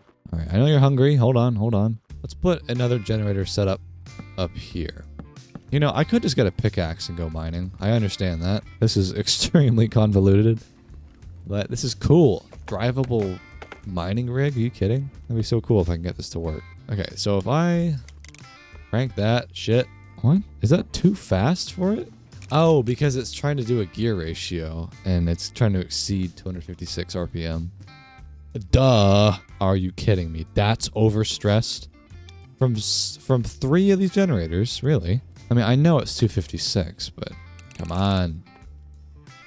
Okay, that works. Okay, they're definitely spinning more quickly. Okay, so I can see that each one is using 2200 stress units, and we have like a 6,000 to spare, so we can go a little higher. More. Oh, too much. Okay, 192. That is the sweet spot. Now, the reason that I wanted to do that was so that I could increase this one, because now we have more power available for the tracks. Maybe to like, I don't know. Let's just try it out. Okay, that's too much. How can I see how much stress the wheels are using? That'd be a really useful bit of information. I'll just trial and error. Oh, it stressed it so hard it broke a wheel. Okay, too much. 148 is too much. Okay, so I think 128 is the limit. Okay, well, it's a lot faster now. And oh. The turning is not really any better. That's so cool. Look at how the tracks work. Wait, can this thing like ascend up the thingy? Go, my minion. That's so cool. Yeah, but so this is cool. So that it's faster now and the rock wheels can spin quickly. It's got 6 generators on it. My god, but that's more efficient for sure. I still don't really know the storage solution. So I have 2 questions. Obviously, you can get a storage container set up with a vault and have the belt bring it back to the vault and store a ton of stuff on a vehicle. But then how would you get that vault out? You know what I mean? Like back into your base where, like, can you have like a gas hose pipe, or you can have like a thingy where you transfer stuff from one thing to another? Like, would I need to have a docking thing?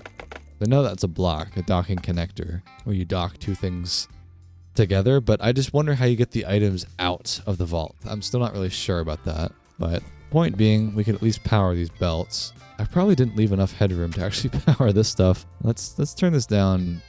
I don't know. Let's spare a little bit in the budget so we can power the belts. How can I make them spin? Okay, that would work. Oh, this is actually really easy. Wow, they're both going the right way. Oh, and it's pulling it out like that. Sweet. Yeah, I mean, because you could just use chests, I suppose, and you can interact with these. That's the problem with vaults, is that you can't actually interact with them, right? Let me look at this. They store large amounts of items, right? They cannot be added or taken manually. You have to transfer with funnels.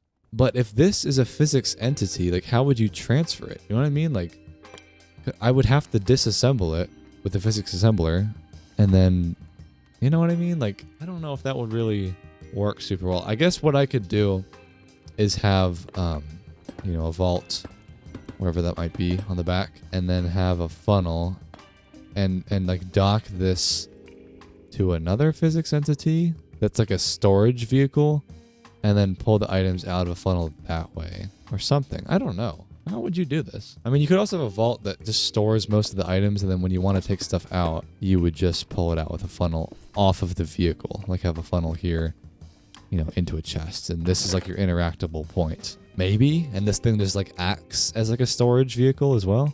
That could work. That could definitely work. It'd just be cool to have the thing that can unload its cargo and then bring it back to your actual like physical base where you have a chest room or something. I don't know. Let's just worry about getting this into the vault, first of all, which honestly should be really simple. I thought that you could have a belt going into a diagonal one. Is that really not true? It has to be true, right? Like, how else are you supposed to build vertical factories? Maybe the angle is wrong or something. I thought it was like a 3x3. So, like, that's connectable, and then you would be able to do this. What? How are you supposed to do this? Like, it's gray, it's redded out. I don't understand that. Must be missing something. I just wanted to be able to bring the items up and around, but apparently not, because this gearbox is in the way. It's like flipping the rotation. I wish there was like a way you could turn off a certain side of a gearbox. Like say, I want it to go this way, but don't have it on this side. Is that possible? With a wrench? I can flip it, but this... Ah, yeah, there we go. Oh wait, it's not working now. I don't know if there's like an L... Okay, never mind. Clearly this is not like an L-shaped gearbox. I thought that'd be cool to configure it like that. Because I can't really get around this spot. That's the problem. I mean, I can do it. It's just gonna be awkward. Oh my god, this is so cramped. What if I did like a hopper instead? This fucking thing is just in the way. That's the problem. Well, no. Wait, hold on a minute. This entire time, I don't even need that shaft to do that. I just do this. Oh my god, I'm so fucking stupid. I was toiling over that. I thought there had to be a shaft there the whole time. So if I put an item there... Oh yeah, okay, that works perfect. Now both sides are funneling into the vault. Oh my god, that did not need to be that hard. But we did it. So how do you view the contents of the vault? I have my goggles on, right? Yeah. I wonder if there's a way to display stuff. I don't know if the ponder said anything about that. We're actually reading the contents. Display link. Visualize dynamic information from, yeah, on the board. That cannot be the best possible way to view the contents. Yeah, like, it wouldn't be able to fit all the information in there. Is there really no, like, tooltip that just shows up? Maybe you need something like Jade or whatever. Well, I think this is actually working now. I think it honestly is a fully fledged thingy. Like, it's mining the stone. You can see the cobblestone going in. Yeah. Look at this thing. Oh, yeah. Dude, look at the assembly line. That's so cool. So, yeah, I mean, I could build something like this now in survival. It would take me forever. Look how complicated this thing is. I'm definitely going to save this as a schematic. So, you know, if anything happens to it, I know how to rebuild it or whatever. I think there's even a schematic cannon in Create where you can, like, save a schematic and then import it. As long as the materials are supplied or something. This is really complicated. But yeah, this is the core idea. I'm not even trying to make this look pretty. But again, I just don't quite understand the best way to get stuff out of this vault. I gotta look into that still. But yeah, here's the mining rig. Pretty cool. Could probably make it even better with wheels instead of tracks, you know, but this is pretty good. This is a solid tank. So now that it is saved as a schematic, let me just do one more thing to it. Oh no, my rock tank. Frick. Oh well. Okay, so I'm back in survival now, and I think what my next goal should be is trying to actually build that mining tank. Straight up. I know it would be really complicated, but that would be a good goal to work towards, and I'm not going to obviously just straight up build it. It's going to take me a while to get all the materials, but it would be a good excuse to expand my base and put factories and assembly lines in the base so that I could build the components that I need for the tank. And so I believe the first thing that I have to do is get a schematic table and an empty schematic so that I can load in what I built into survival. And I guess also the schematic cannon. So let's see. I've never made this before, but that's not too bad. Just some iron and wood and whatnot. Let's go make that. I thought I had some smooth stone laying around, but I think I spent it on the biplane. Let's cook up some more. While that's cooking, so we need more smooth stone for the table. And then the schematic is paper and light blue dye. How do you make light blue dye? blue and white dye. Okay. Should be able to do that. Got plenty of bones and lapis. Blue dye. There's bone meal. And there's some paper. So there's the schematic. I also did a bit of a mining trip off camera, and I got plenty of stuff. So I was talking about how I need zinc, and I think this should be enough for a while now. But I need to expand this base. I was looking up some tutorials about how to make a storage system with vaults and like frog port packaging blocks. I have no idea how that stuff works. I'm sure it's not that bad, but I've never done it before, so I will look into that pretty soon. I mean, this is a pretty maxed out little storage shed here. But one thing at a time, let's make the table. There's that. And then what was the cannon? So it's 2 logs, 2 iron blocks, smooth stone, and then a dispenser. Honestly, this bow sucks, so I'll just use this bow in the dispenser recipe. There we go. Well, this is all I need to start. Let's just put this stuff down and see how it works. So we get the table, the schematic, put the table down, put the schematic in there, and you can see this is the schematic I have. Called it a rock tank. And then in here you put the schematic there, and then this is the actual schematic saved in my files. So I think you just click the plus button, and that will turn this data into a actual schematic that you can use in the world. And then so I could see like where the tank would go. But I don't think you can just place it, right? Like you have to get the materials. And I think this is where the schematic cannon comes in. So you put it there, and then you got to position it somehow. Maybe I'll find a better spot to put this thing. I need to have a flat area to put the tank down. God, it's just such a hilly biome that I picked. Maybe up here, this is where we could put the tank. I'll flatten out this spot a little bit. Let me actually go enchant my shovel. I brought my enchantment setup back in the whatever you call this thing. I don't have too many levels, but you could take advantage of that.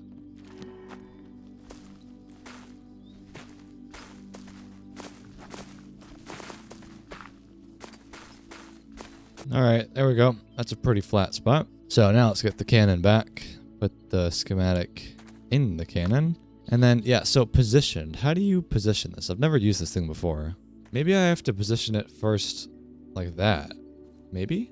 And maybe now I do it? Out of gunpowder. Okay, so that's different. Now it's more positioned or something. So right, I think you gotta fuel it with gunpowder. So that would be the first thing to address. How am I supposed to get that? I imagine that there is a recipe for gunpowder with some sort of create add-on, if not create itself. We could do it with sugar, charcoal, and flint. But there's a lot of different ways I'm sure I could do this. I could bulk wash crushed raw zinc. That's not a very good way to do that, though. We could mix sulfur dust, charcoal, and nitrate. That sounds a little complicated. Or we could just do cinder flour and an instant harming damage potion. I don't know how to really do that either. So maybe the best thing to do would be the first one, which is sugar, flint, and charcoal. I can get tons of charcoal, tons of flint. But sugar, how could I mean, I know I can obviously do sugar cane. This is interesting. If you mill sugar cane, you'll get like a lot more, it seems, than if you were to just craft it. So I guess we could start with that, a sugarcane farm. But sugarcane is kind of hard to find, I will say. It's not like you can just easily find materials with still life. That's the terrain generation that we're using. It's not like the most survival friendly in that regard. It's kind of hard to find stuff sometimes. But I would venture to guess that I could find that kind of thing in the temperate forest over there. There's warm temperate clearings. Is that a different biome? I think it is. So maybe we'd find it over here. It's too bad that I don't have my biplane anymore, but I wanted to do this in a more legit manner. So we'll just get in the boat and go explore, because I do probably need this if I want to make the schematic work. Oh, what is this? Zombie spawner discovered by Antarctical. Oh, that's cool. Down there, I'm guessing? Yeah. Cool. One of the benefits of being on an SMP, you don't have to do everything yourself. Let me just see, off the bat, can I spot it from here? I mean, Voxy, you can see pretty fine detail, but, you know, obviously it's going to be by water, so don't see it quite yet.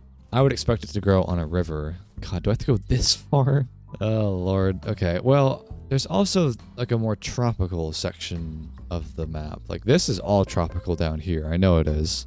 Maybe, like, maybe that's sugarcane. I don't know for sure. I just don't want to be on some wild goose chase for hours trying to find the right biome when it's only going to spawn in a certain area. Like, I know that there's like the wetlands over here, a marsh biome, and I bet it would be over here. Like, that's got to be sugarcane right there. Look at that green dot.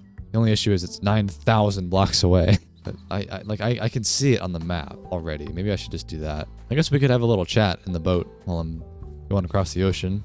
Kill the time. Once I get a little bit, we can bring it back and start a larger farm. All right, Clarence. I'll be back later. Don't worry, don't worry.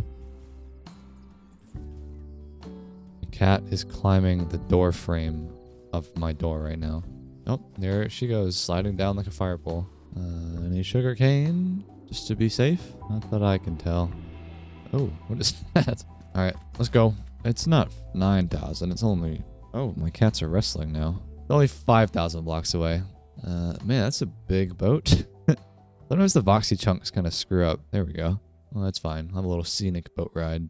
But yeah, so what I wanted to chat about, this is a good opportunity for this, and this is honestly directly inspired by me doing that tank earlier, is just my potentially hot take that I really don't think there's anything wrong with using schematics or planning stuff out in creative mode. And just holistically, I have an issue with people saying that you gotta play everything in a certain way, not just in Minecraft, but any game. And if you do something else that deviates from that norm, you're either cheating or being lazy or whatever. You're not playing the game correctly. I just think that's such a crock of shit, man. And it happens a lot with Minecraft, obviously, because there's this distinction between creative mode and survival mode.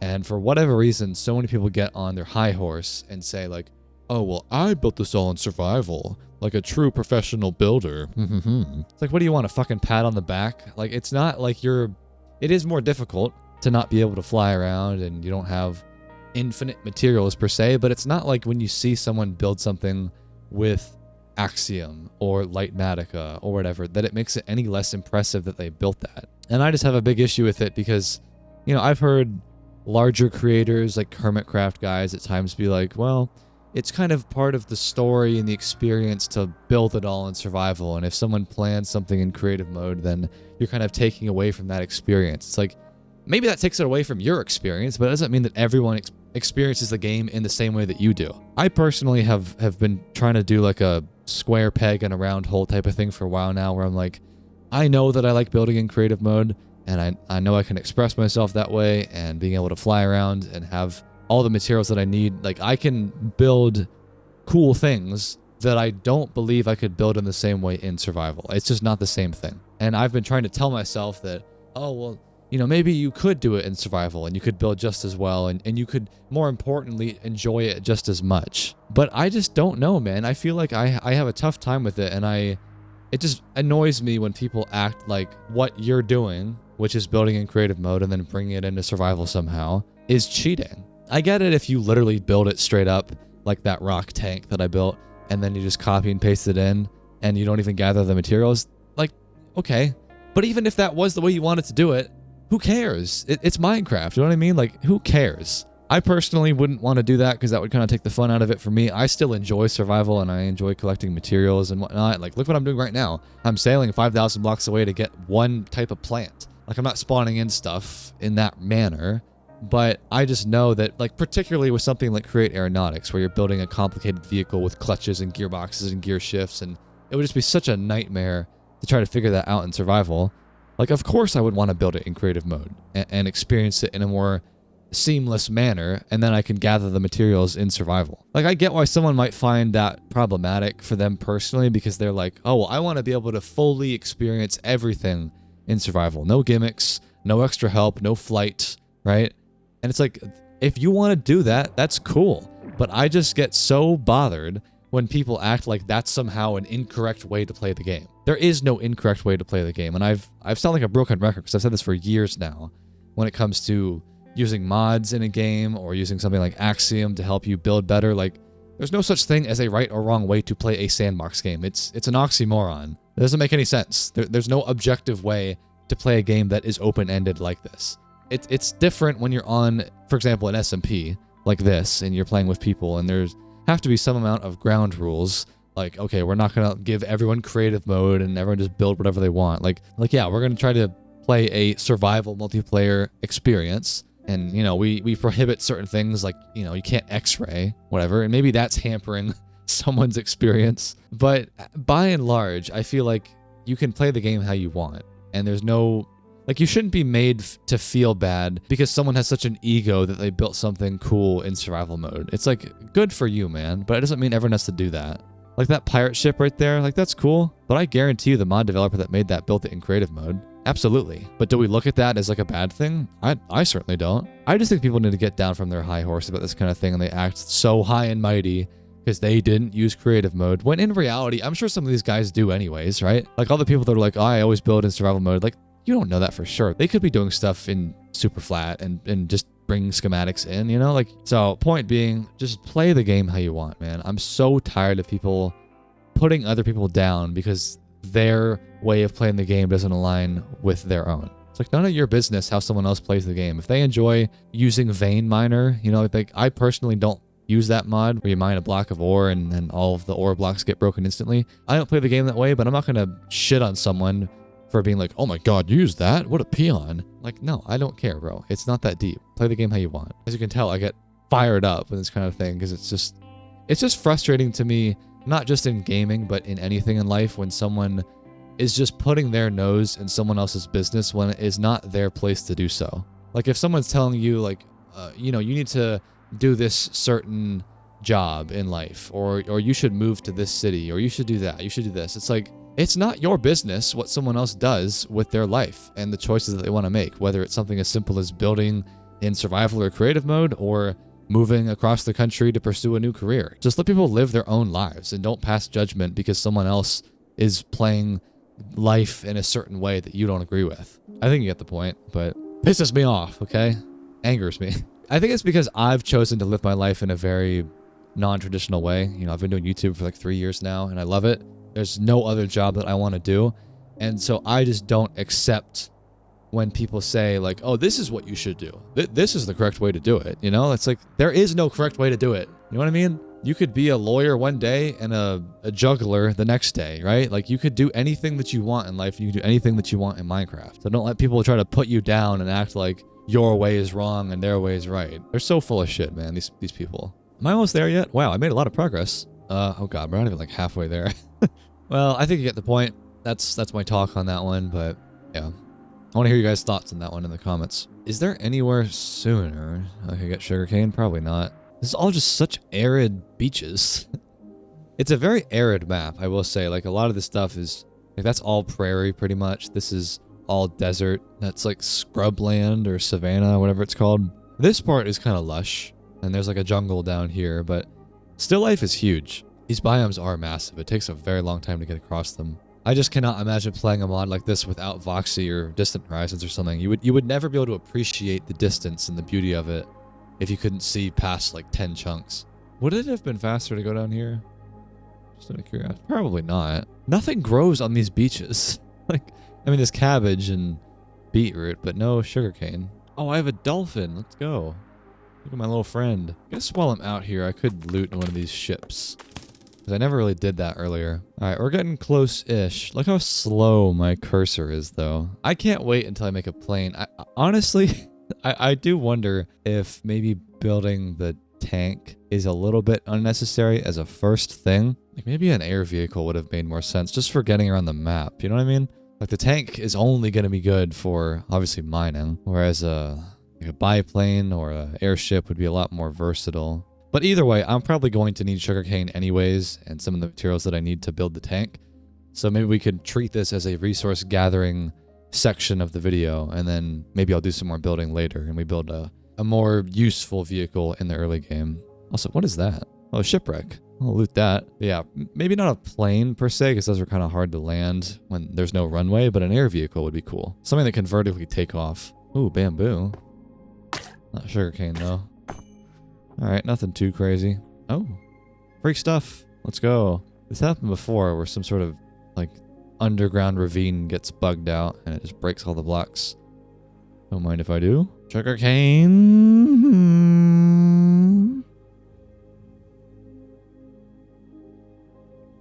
By palm trees. Getting close to the tropics. There's cactus over there, too. Maybe that would be a good thing to grab to grow on the way back home. Wouldn't be too out of the way. I'd just swing down there. Man, I've been sailing for 2 days straight now. This is crazy. Yeah, I think an air vehicle would be the next best thing to build for aeronautics, not so much the digging tank. Okay, we've reached the marsh. Now let's find the sugarcane. Hopefully it is here. Only took me 20 goddamn minutes to get here. Let's see. We got a bunch of missing texture plants. That's cool. I definitely saw it on the map. So maybe it was a little deeper into the marsh. Or was it over here? I'll just sail around. Oh, I see some. There it is. It's pretty far, but it's there. Oh my god. What is this? Here we are. Finally. It took 3 days. There's a little bit of sugarcane. Let's just grab a little more over here. Alright, 10 sugarcane is plenty. Now let's go over to the cactus island. Is it an island? No, it's like a whole continent. That's where I can find cactus, though. Yeah, let's loot this pillager ship while I'm passing through. I don't have any room, but I'll give it my best shot. There's usually some pretty good loot on these ships. Oh, hello. Oh, there's no pillagers. Oh, sweet. Just a little kitty. What the fuck? A copycat cat? Hello? What? Wait, can I put blocks on it? Can I make him into a wood plank cat? Oh, that's crazy. That must be a create Easter egg. All right, well, no one's been here, it seems. All the wheat and iron ore is still here. I mean, there are so many boats on the map that, like, honestly, there's no way that all these boats have been looted. Not that it would matter. Like, all the chests are going to be your own because of Looter, the mod we have. But, like, maybe the blocks would still be here even. Because there's just, like, dozens of these ships and fleets. So, that's nice. Get some dried kelp, too. Man, I wish I didn't have that much stuff in my inventory already, though. I just want to loot this stuff. Oh. Illerants. Okay, here they come. Oh, we could do a raid. That'd be fun. Cocoa beans. What a weird texture. Alright, let's go down below deck. Oh, it's flooded down here. Clarence, you're free. Alright, that's the whole boat. So let's get out of here. Oh my god. Alright, almost there. Cactus. Come here, you. Alright, that's all I need. So I'm gonna go be a dirty bastard. Oh my god. Fuck off. I know, I'm a dirty bastard. Deal with it, okay? That's why we have keep inventory. You really want me to go sail another 5,000 blocks? I don't think so. Well, I'm home now, so let's start a sugarcane farm. What did I even need sugarcane for? Oh, that's right. We're gonna make gunpowder. Totally forgot. Man, I need a better spot. Maybe up here we'll plant the sugarcane. I know I said this would be like the schematic area, but it's fine. We can use this as sugarcane. All right, let that grow. Now, I low-key want to go back in creative mode right now and design a air vehicle for me to use. Because like I said, that would be a lot more useful, I bet, just for getting around the map and exploring and finding materials that I need than a rock tank. Like, the tank can come later. So let's go do that. It sounds fun. So I think what I'm going to do is I've been trying to build a VTOL aircraft 3 times now, which is ridiculous, and I've screwed it up all 3 times. I'm going to give it a 4th attempt, but instead of trying to faff around with making the wings turn and rotate like a Harrier jet, I'm just going to basically combine a biplane function with a hot air balloon. We'll just do both in one. It'll be a more janky solution, but I think that'll be cool. So let's build something up here. So the cockpit will go up here, and then we'll have hot air balloon envelopes right here. Which, let me just get that out right now. This will be like the vertical lifting function.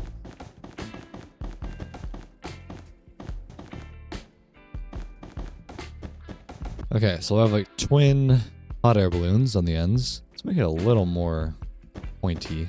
There we go. Okay, and then the actual chassis, or I guess fuselage part, will be in the middle.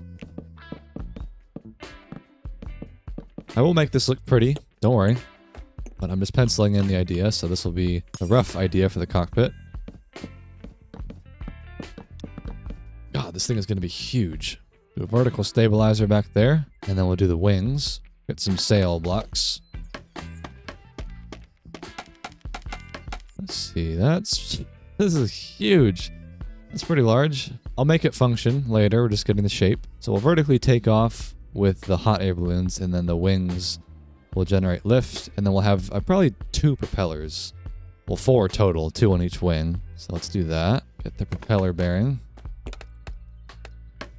See, again, imagine how much of a pain in the ass this thing would be to build in survival, where you don't know how many blocks you want, and you're experimenting, and you're, being free and expressive. Like, No, I want to go gather a stack of hot air envelope blocks and, oh, actually, I think I need more than that. Let's go make some more. Like, let's just try to get the template and the idea done in creative mode, and then we can do it in survival. That's just how I operate. I think it's a much more freeing way to express your ideas while being able to both do creative mode and then doing survival later.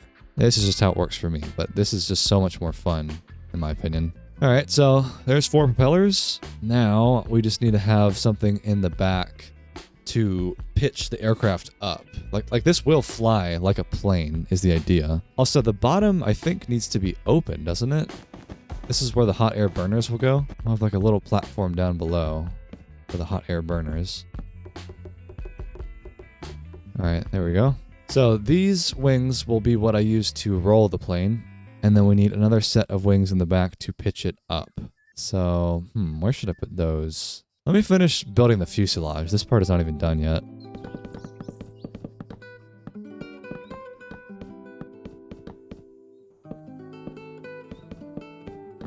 Okay, there we go. Looks more like a plane. It looks really thick. Maybe this should be back by 1 block. It's a little better. We'll have a flap as well. So actually, maybe this should just be symmetrical sails then. This will be the flap part. Okay, that'll do. All right, and then I guess we'll just do a vertical stabilizer thing up here. That's how I'll do it. Like that large? Probably larger than that. That looks good. And then again, this will be the symmetrical sails, which will allow the aircraft to pitch up in flight mode. And then for good measure, we will have a rudder, which I guess should be symmetrical, like this. Okay, so that's the core idea. Now, none of this is functional yet, but I think we can start to make it functional. Let's start with the simplest thing, which should be the hot air balloon burners down here. So we'll get a hot air burner. And because this aircraft is quite large, I would say we'll get like, I don't know, 3 of them for each platform. I'm not sure if that'll be enough, but that looks pretty good. And then I'll worry about throttling this up and whatnot later. For now, I'm just going to power them all on like this. So now it's gaining hot air. So let's get the propellers hooked up now.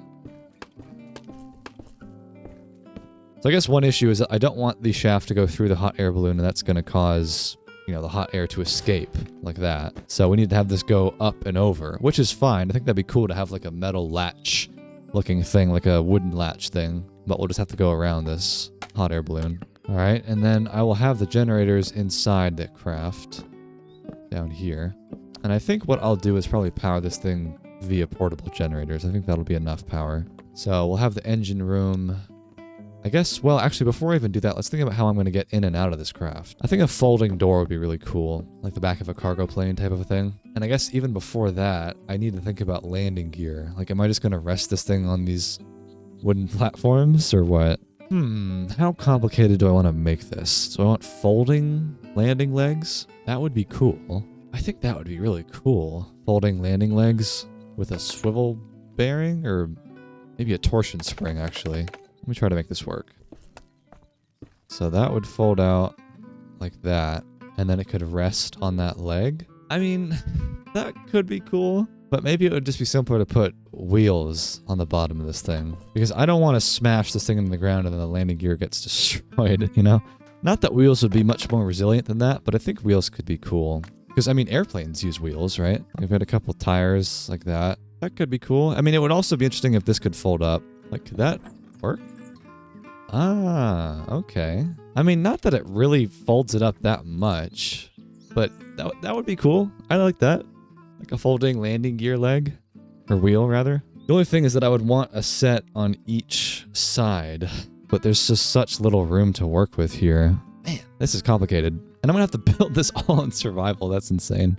Let me think about this. Because I feel like it would just be kind of flimsy to not have wheels in the center. Like, I would want a wheel mount that's like this. You know what I mean? Like 8 wheels total. But I can't really fold this because there needs to be enough room to fit a torsion spring for both of them. Like, each one needs its own thing, I think. Unless, let me think about this. What if I got casing block?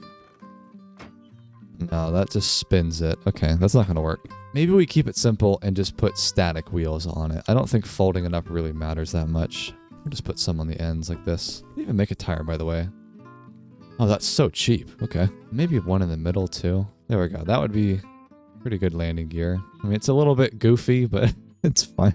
It's fine. It's fine. Okay, let me make the folding door, though. This will be really cool. And I'm going to use a different block for this. Maybe just planks or something. Or a copper would be interesting. A weathered copper door. So this could fold out.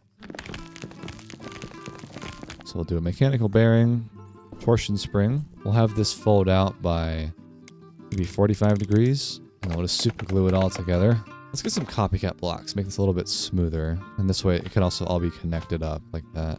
All right, so... Okay, wrong way. Wrong way. Counterclockwise. Okay, 90 is too much. That's not 45 degrees, is it? That actually looks pretty good. It just needs to be flatter. Like, this is a ridiculous gap. It's not bad. Let's just refine the shape of it. What is the fucking logic behind these placement things? Oh my god. They're so hard to place. So now if I power it... oh, missed a spot. What? It's glued, is it not? There we go. That looks pretty good for a ramp. I mean, it's a bit strange how this part is like flatter than the rest, but that's fine. So then we would just come up with a system to bind this to a key to the typewriter and then activate it with a clutch redstone link type of thing, but I'll do that later. I just want to get this thing established as the idea.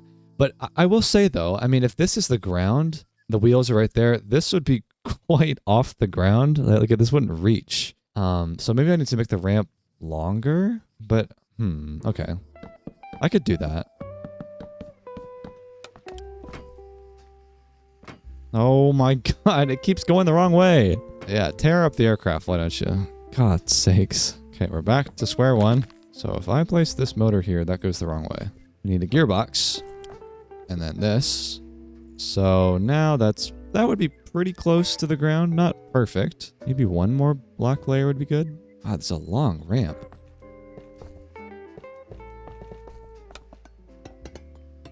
Okay, so now that's pretty much perfect. So you'd walk up the ramp and come inside the plane. Sweet. Let me just fix the damage. Okay, so I'll leave this unpowered for now. And we'll cover this back up. Do like this. It's all covered. This is actually kind of getting in the way of the vertical stabilizer now. It's a bit unfortunate. So we got landing gear. Got a functional door. We don't have the power here yet. I did that door thing, honestly, so that I would be able to, one, get in and out of the vehicle while I'm testing, but also so that I could figure out where to put the engine section. And it's probably going to be on one side of the vehicle, and I only need to power the propellers, so I can't imagine I would need more than, I don't know, maybe like 6 engines? 6 portable engines, you know? They're not that hard to power. They could just be like right there. But I could just go for 9 and have like a big old block like this. But I feel like I wouldn't need that much power because I'm going to get a lot of lift from the hot air balloons. I'm really only powering the propellers. So let's just do 6. 6 engines. Well, honestly, even just 4. I mean, each engine makes 2,000 stress units pretty much. So I'd have 8,000. And each propeller probably won't need that much. Let's just do a test. Just get them online and we'll see how much they consume. So those are powered. This one's going the wrong way, but we can just fix that with a gearbox. All right, that's a cool design. I like the belts. Looks very mechanical. So that's fine. And now we got to figure out the throttle system. I did this just in the last build video that I posted where I figured out how to do a throttle up, throttle down system with a redstone accumulator. Basically what that means is I don't want these things to be either off or fully throttled up. I want to be able to control the speed, obviously. And the way that you do that is we get a redstone, not the redstone transmission, the analog transmission. We would need a rotation speed controller, and we'll need some redstone accumulators and redstone links. A lot of stuff, I know. That's a lot of different components, but let's do one thing at a time. The first thing that we should do is speed everything up. This is just too slow, and we're gonna get a rotation speed controller for that. So we'll put this thing right there, put a large cogwheel in there, and then we can speed this up to whatever I want. Let's actually do a test. Let me see how much power these things are consuming. Okay, that's already overstressed. That's crazy. And it's not even that fast. I mean, this is 65 RPM. So that actually means that I probably should have more like 6 engines. Okay, now it's online with 6 engines. And so that's the speed that they would be blowing at. That's still not that fast is the problem. Let me get my goggles out. We can see that each engine is consuming roughly 1,000 stress units. And if we have 6 engines, all producing 2,000. We have 12,000 in the budget, right? Is that not what that means? So surely we can crank that up higher, like 128. Yeah, we're still good. Now they're doing 2,000, so 8,000 total. I do want to leave a little bit of room in the budget for the flaps because that's also obviously a mechanical component, but I still feel like that's not that fast. Like I maybe we need 8 engines. I mean, you could see how it would be more efficient to get either a steam engine or a diesel engine, but I'm trying to think practically in terms of survival. And all I'm going to really have in the beginning is portable engines. So maybe I'll just do 2 more to be safe, just to be absolutely sure that we're good. Okay, 8 engines, that's 16,000 stress units. So 192 is maximum capacity. And that's pretty fast. Like that's pretty quick. But it leaves no room in the budget for any other component, like powering the door, powering the flaps. So let's bring it down. At some point, I am going to want to simulate this whole thing and to see how it flies in the sky. You know, for all I know, this is not going to be that fast. But also remember, I'm going to be generating lift from the balloons. Not all of it is going to come from the propellers and the wings. It'll also be from the balloons. So I don't need these to be like insanely strong. It's more just about steering the aircraft forwards. So it's not a huge deal. But yeah, pretty soon I'm going to simulate all of this. Let's build the flaps now. This should be pretty easy. This is the same idea as the door with a mechanical bearing and a torsion spring. Do torsion spring. But again, I can't go through the balloon, so I need to leave a gap right here for a gearbox to power this torsion spring. And we'll put this at like 20 degrees maybe. Flaps don't pitch that differently. And I think we super glue just the flap part. All right, and then we'll get some power to it. And if I powered that, well, that one I forgot to specify at 20 degrees. Make sure to change this bearing here to only place when anchor destroyed. That's just an important detail. And if I power it, yeah, that works. So I'll just flip it in the other direction. But that is how we would roll the plane from side to side. One would pitch down and one would pitch up. Just to make it easier to identify, I am going to dye the flaps a different color. You can right click on these blocks here and change the color so you can see at a glance. This is a flap. And it's also flow state colored. Oh, isn't that pretty? So that's almost done. Just got to bind it to a key and have a whole clutch system and whatnot. But let's just finish up with the back flaps and the rudder. This will be the same idea, except these ones are going to turn in the same direction. I think I'll have a belt going all the way down this thing to power this. Like that. It's huge, but it'll work. This power could be pretty slow. It does not need to be gone through the rotation speed controller for the flaps. Like, they don't need to move that quickly. So I will route this up to the part that happens before the speed control change happens. You know what I mean? Like, it won't be that quick. Okay, these have already flipped somehow. Didn't want that to happen. Okay, we'll just fix that. So I'm getting too deep at this point to not be doing like clutches and gear shifts and whatnot, because obviously you don't want this to just be powered once. You want to be able to control it with a keybind. And so what I will do is actually probably get rid of this belt for the moment. And for these back flaps, we'll get a clutch and a gear shift. So how we'll do this is we're going to have this clutch be powered initially with a redstone torch. And what a clutch does is prevent rotation from going through it. So if this is powered, nothing is going to happen. And then we'll have a gear shift, and this will only get activated when I press a key. And a gear shift inverts the rotation, so when we press the key, it'll basically cause the flaps to go in the opposite direction. We're going to have them go up and go down. So we'll get some redstone links. I totally forgot, by the way, that I was supposed to make the throttle system. I got so distracted. I'll do that in a second. What I will do here is put the torch on that block. So it doesn't power the clutch. Oh, it does. And then link will go on the back. We'll put one link there, one link there, one link. So we'll have one frequency bound to turn off the torch, and then a different frequency to turn off the torch for that, and then one for that. Make sure to turn these all to receiver mode. And then in the linked controller, what would I want this to be? I'd want W to pitch down, S to pitch up. So we'll do double for that, and that for that. And so I've matched that to these keys, so when I press W, it will invert the rotation, and when I press S, it won't. So the clutch is on. When I press S, the clutch gets turned off. And then when I press W, the clutch gets turned off and the gear shift gets turned on. So what that looks like in practice is we'll hook this all back up.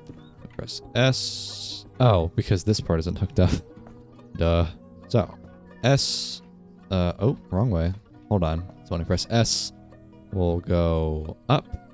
W will go down. That's good, and then we'll do the exact same thing pretty much for these ones, except these ones will flip in opposite directions. use a different die for this one. You can use any material that you want in these links here. And for this one, we'll put this on A and D. I'm honestly kind of just guessing where I should put these red die here. If the direction is wrong, I'll just flip it around. Not a big deal. So let's just hook this up. The gear shift actually should have come after, but it might not matter. So we'll find out. That one actually works. Oh, because I didn't put it over here, right?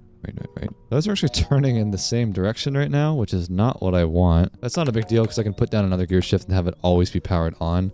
So the direction is flipped. So you can see that this one points inward. And when that happens, that one points outward. So it'll cause the plane to roll. Theoretically. I know it's a pretty small flap, but that's the idea. So as a whole, I think we've got almost everything except for the rudder. And then I do want to obviously make a throttle system, but I want to do that after I get this functioning. Okay, so space and shift. Sweet. I did the exact same system on the side here. I love how mechanical this looks. I know it's quite a mess, but it's low-key kind of a cool look to have so many components that are actually functional on the aircraft. And it's not even like I've tried to make it look pretty yet. I'm still just trying to get it to work. Well, I think not the last thing per se, but the next thing that I need to do, I know there's a lot of things to get this all to work, is to make the throttle system. This one is a little bit complicated, but I think I know how to do it. Let's go back to what I was talking about earlier with the analog transmission and a redstone accumulator.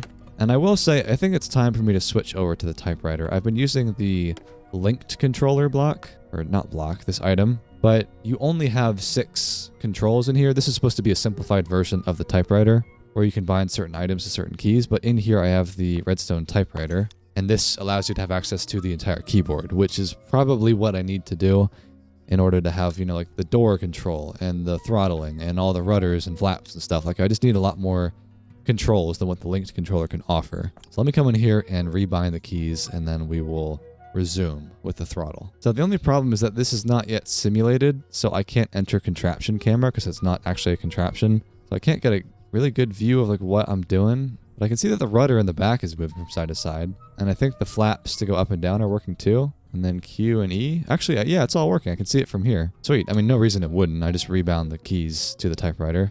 So I can toss out the controller now, and then when I want to get a new keybind assigned, I'll just come in here to the typewriter and put it in there. Because what I'll probably do is do space and shift to throttle up and down the engines. I'm just kind of doing controls that I would be most familiar with in other games. But that was an important thing to do. And so now let's do the throttle. Just so I, have something easier to work with here, let's turn off the propellers because they blow you in different directions. Get the transmission back. And so the way that this works, let me do this on the ground here, is we got the transmission, and the transmission allows you to slow down the speed of input that it's getting. So we'll get a motor out, and I'll visualize this with a speedometer. So right now these are both spinning at 16 RPM, and if I pull this analog lever a little bit, you can see that this one is slowing down. So the cog wheel is the output, and we will basically be able to slow down and speed up the rotation with this setup. But the way that I would do that with a keybind is, instead of using a lever, I think I put an accumulator here and then 2 redstone links. So one here and then one here. I'll get the linked controller back for this test just so we can have a little handheld thing. So we'll do 1 for that and then 2 for that. Just do space and shift. So if I hold space, you can see that it is slowing down. And then if I hold shift, it's going back up, because these redstone links are inputting into the redstone accumulator, which is giving it a signal, and then that's how that works. Hopefully I'm explaining it well enough, but I think visually this makes sense. So we gotta just basically stuff this logic into each wing. We'll have 2 separate spots. So we'll put the analog transmission there, and then the output was the cogwheel. I think I will need to replace a couple of these blocks with maybe wool, just so that I can place the redstone links down, because you can't place blocks on sails, I don't think. It'll just place it above like that. That's not going to work. I mean, I guess it could work, actually. Oh, the accumulator would not. Okay, never mind. We'll just do that.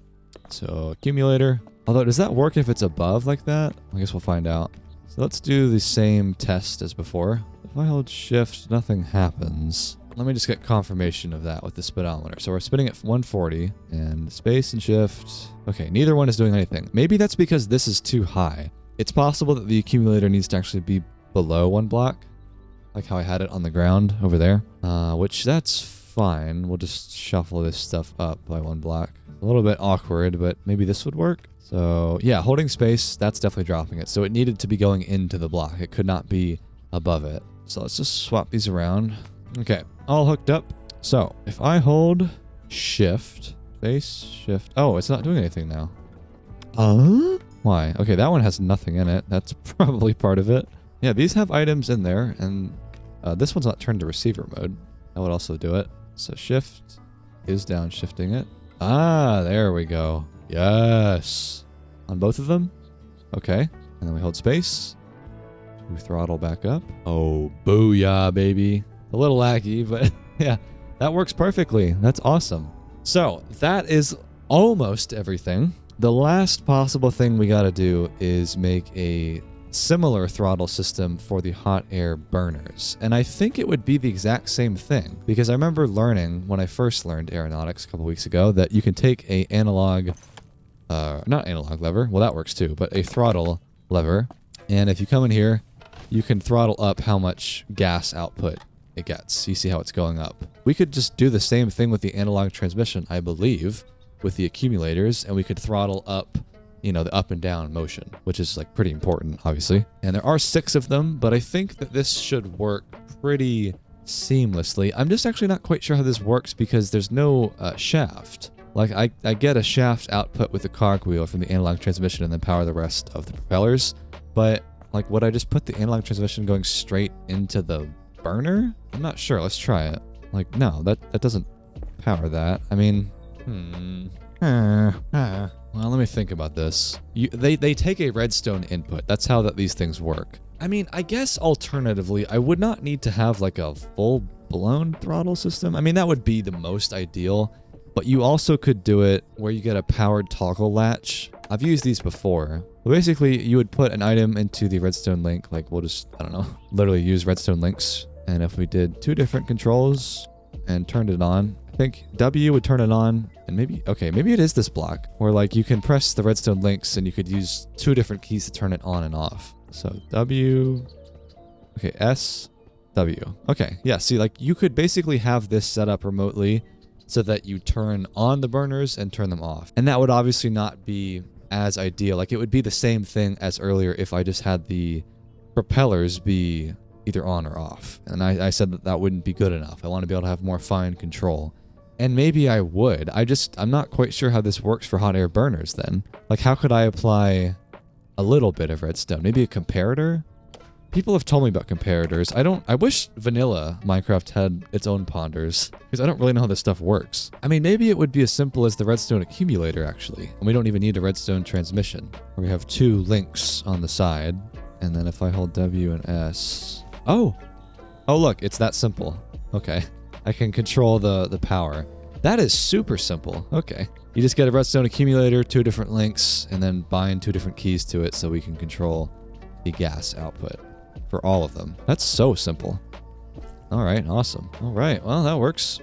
Simple and really simple. I'm not going to get confirmation that the vertical thrust is working yet because I don't yet have this as a simulated object. But I think, my God, that's finally ready for flight. I think all of the controls are ready. That took like 2 hours, but I think we're good to go, dude. So let's get some honey glue and we'll find out. I am fully prepared that the center of gravity or whatever is totally off. I understand that, but I think that the controls are done. So this is now an object and it does have some lift. Okay, let's throttle up the engines. Let's turn this thing up to maximum thrust. We can now switch to the camera. Dude, this thing looks so cool. All right, so let me remember my controls. 1 and 2 are for the vertical thrust from the balloons. So I think they're at maximum capacity. You know what, before I even do that, let's get this thing on the ground and we'll see how that takes off. All right, easy does it. This burner is off. Why is that? Oh, one of the links got broken. So these are all at maximum capacity almost, I think. And, well, we're kind of lifting backwards. That's a slight issue. It's not, like, very front heavy. So let's check out the diagram. Let's get this block out. It's a very useful block. It's like a painting. It tells you all the information about your craft. So, yeah, the balloons are lifting this way. And the center of mass probably needs to be more forwards. There's a lot of different lift forces going on. I'm not sure what I'm looking at exactly. But gravity is 8,000 newtons heavy. and we're getting only 4,000 lift force from the balloons. So we need roughly twice the amount of power for the hot air burners, and I guess I could put another burner on the side, maybe? It's just hard to fit them all in here when I need to also fit a redstone accumulator and 2 redstone links for every single burner. You know what I mean? Like, it's hard to really fit it all. But point being, it's still really a back heavy. The front needs to be a lot heavier. So let's make this cockpit more like pointy or something. Let's try to even this thing out. We could use some heavier blocks too. Like, I don't know, iron blocks. I just want to remember that I have to build this in survival, so I don't want this to be too expensive. But like if we weigh this thing down, okay, now it's not too front heavy, but it's probably going to be so much heavier now to get off the ground. Okay, we're driving forward like a car. But yeah, like it sinks pretty aggressively. We do not have enough vertical thrust going on, and I can't really make the balloons any larger. So the only real solution is to have more hot air burners. But I'm going to have to reconsider my design here for where the accumulators go. Like this is just going to have to disappear for the moment. And we just like fill this with burners like this. So just for fun, if I were to turn all of these on, like maximum 500 thrust, right? This is probably going to be too much, I'm guessing. Oh, it's not doing anything. What? It's sinking so rapidly. I mean, I acknowledge that this is not a very large hot air envelope, but I'm just a little surprised that it's not even remotely getting off the ground. I thought it would just soar with that many. Like, what is our lift thrust now? Oh, we don't really have any more lift thrust than before, but we probably have a lot more weight because of all the burners. A little bit more. Like, the most reliable way is to make the balloon larger. Like, I've already designed the wings in a certain way where, like, it's really complicated. I don't want to just tear all that apart. I could make them longer. I could do that. I mean, I like the proportions of them, but I might have to make these balloons larger, just straight up. All right, let's try to make this work. Okay, how about now? No different. Did we gain any more thrust from that? Man, why are there so many different forces? We're a little bit heavier. There's no real balloon lift going on now. Oh, wait. Wait, what is going on? We're going up. Oh, because the propellers are now doing that. I wonder if the propellers were blowing at max speed, maybe it would work. Also, the iron is weighing this down. How is this going to look now?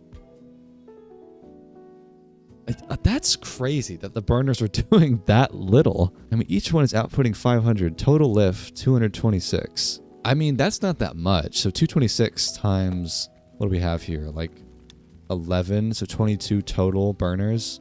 Yeah, that's not that much. That's like only 5,000 newtons probably worth of thrust. And it needs to counter 8,000 of gravity. Man, this is tricky. But again, if I had the propellers blowing at full speed, maybe that would help. It was space and shift. That's right. Let's try to spool the engines up. So now, it's just not that powerful. Like if this chunky thing was flying, I think it's just too heavy. Maybe we could make the propellers larger. Let me try that, because the more propellers that you have, the more thrust they generate. That could help. All right, what about now? Oh, we're overstressed. Okay.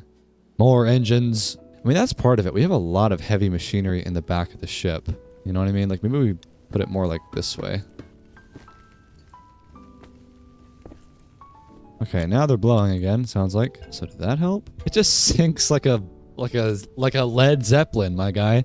Straight up. Oh, man, that sucks. Because, again, this is supposed to be a survival thing, and if it's this heavy and this hard to fly, maybe I need to go back to the drawing board. Like, what weight could I shed here? I mean, this door is not really necessary, and it's made of metal. The wheels, like, it's a nice addition. I don't know how much weight they really incur. I think my mistake here was making the balloons too small.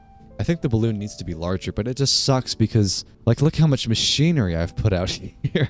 I mean, I could use Axiom and spread the wings out by, like, 2 blocks.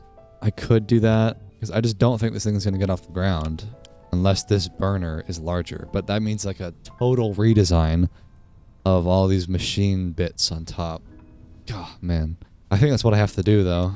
Unless I want to put like a gyroscopic propeller bearing on the top. You know what I mean? We could do that. That would be simpler. overstressed. My God, we need so much stuff in here to make this work. More power. Really? Even with that? All right, how about now? Oh, okay, we're not sinking, but we are really, really back heavy. Just put some iron in the front to counterbalance that. Maybe that would help? Oh, Lord. Yeah, I think it's just too big. I mean, I also understand that the propeller in the top here is not centered. So it would be like this force is not being applied. Also, that is such a tiny little propeller. Hold on, let me make that larger. Yeah, it just wants to tip over really badly. Oh, that's almost working. Wait, what? Look. Ah, okay. I mean, it's definitely leaning forward, but the ballast helped a lot. But the only problem is that with this ballast, it's too heavy now. Yeah, but we're getting closer. We are absolutely getting closer. I think this propeller is helping a lot. The balloons seem to be more for show than anything. I should have made them larger. That's the lesson I've learned here. They needed to be larger. More sails. Okay, that's overstressed. Maybe we just shed the weight of these burners, because I don't think they're doing that much. Because I think you still do get lift from balloons. It's just not as much. Like, obviously, if they're powered, they'll generate more lift. But maybe that'll help? Like, what if we just get rid of the entire bottom part? Like, completely. Shed all this weight. Let's just see if that'll be better. This is an impractical amount of engines, I know. Okay, that's a big propeller now. Oh, see, we are sinking pretty rapidly. There's a lot of iron on the front. Would that help? See, we need the iron to counterbalance the fact that it's so back heavy. It's probably so back heavy because of all of the engines. Maybe I could redesign this where the engines are more in the front instead of trying to deal with like all this iron to balance it out. What if we just moved them up here and redesign this whole engine block? I mean, this is so ridiculous. This is like 20 portable engines. Let's redesign this. I hate this system. Let's put the engines more towards the front. We'll still use the rotation speed controller, but we'll put all the engines up here. Oh my God. You know what? I'm just going to put a creative motor on this. I want to see if this even would work if we had enough stress. This is such a nightmare to get to work. Let's put this thing on there. Would this work, huh? It's still sinking anyways. Even with all the engines being up front, that's surprising to me. That's quite surprising. If I break the front ballast, it's just, yeah. Oh, man. I really thought this one would work, but once again, too ambitious, clearly. Well, you know what? This is just, like, I'm under no obligation to make a certain vehicle work. Like, even that excavation tank that I built, like, I'm just experimenting and learning aeronautics still. And can you imagine trying to do this in survival? Oh my God, that sounds awful. Like, this is already pretty tough to figure out. I think the lesson, again, hot air balloons were just too small. If the balloons were larger, the burners would work. I'd get more thrust. I wouldn't have to worry about having 20 different portable engines in there. It is what it is. Let me just go show some players what I've built here, just to feel like I didn't totally waste my time. Oh, look, it's flying. Wow. Oh, no. Oh, no. Oh, no, no, no, no, no, no, no. Stop it. Oh, fiddlesticks. What happened? Why does this always happen to me? Why does the plane always fall apart? Stop moving. Peptic. Peptic, I'm having troubles with my plane. Yeah, I can see that. What makes you say that? It's kind of in pieces. And Oh no. Oh. I spent the last 2 hours trying to build a plane and it was just too heavy, and so fail. I'm trying to find a rose bush. A rose bush? Like for the A dye? little bit simpler than what you're doing. Yeah, right, yeah. Well, I thought that sugarcane was pretty tough to find. Oh, who's that? Well, don't mean to disturb you. I just wanted to show you my amazing creation. Update. Well, carry on. Hope you find your rose bush. Jesus Christ. Look at this mess, but whatever. It's experimentation. That's the point of this series. I'm trying to learn all the create add-ons, and it's clearly pretty tough to make an air vehicle in the way that I want to make it. I guess I got to go really back to the basics, and we'll make something super simple next time. But I think that's good for this video. I'm hoping it's a couple hours. I don't know. Hopefully the video's long enough, but hope you enjoyed it. I'll be doing much more create things, and as always, I am on the Flow SMP. So if you want to join, check out my Discord in the description. And I'll see you guys in the next one.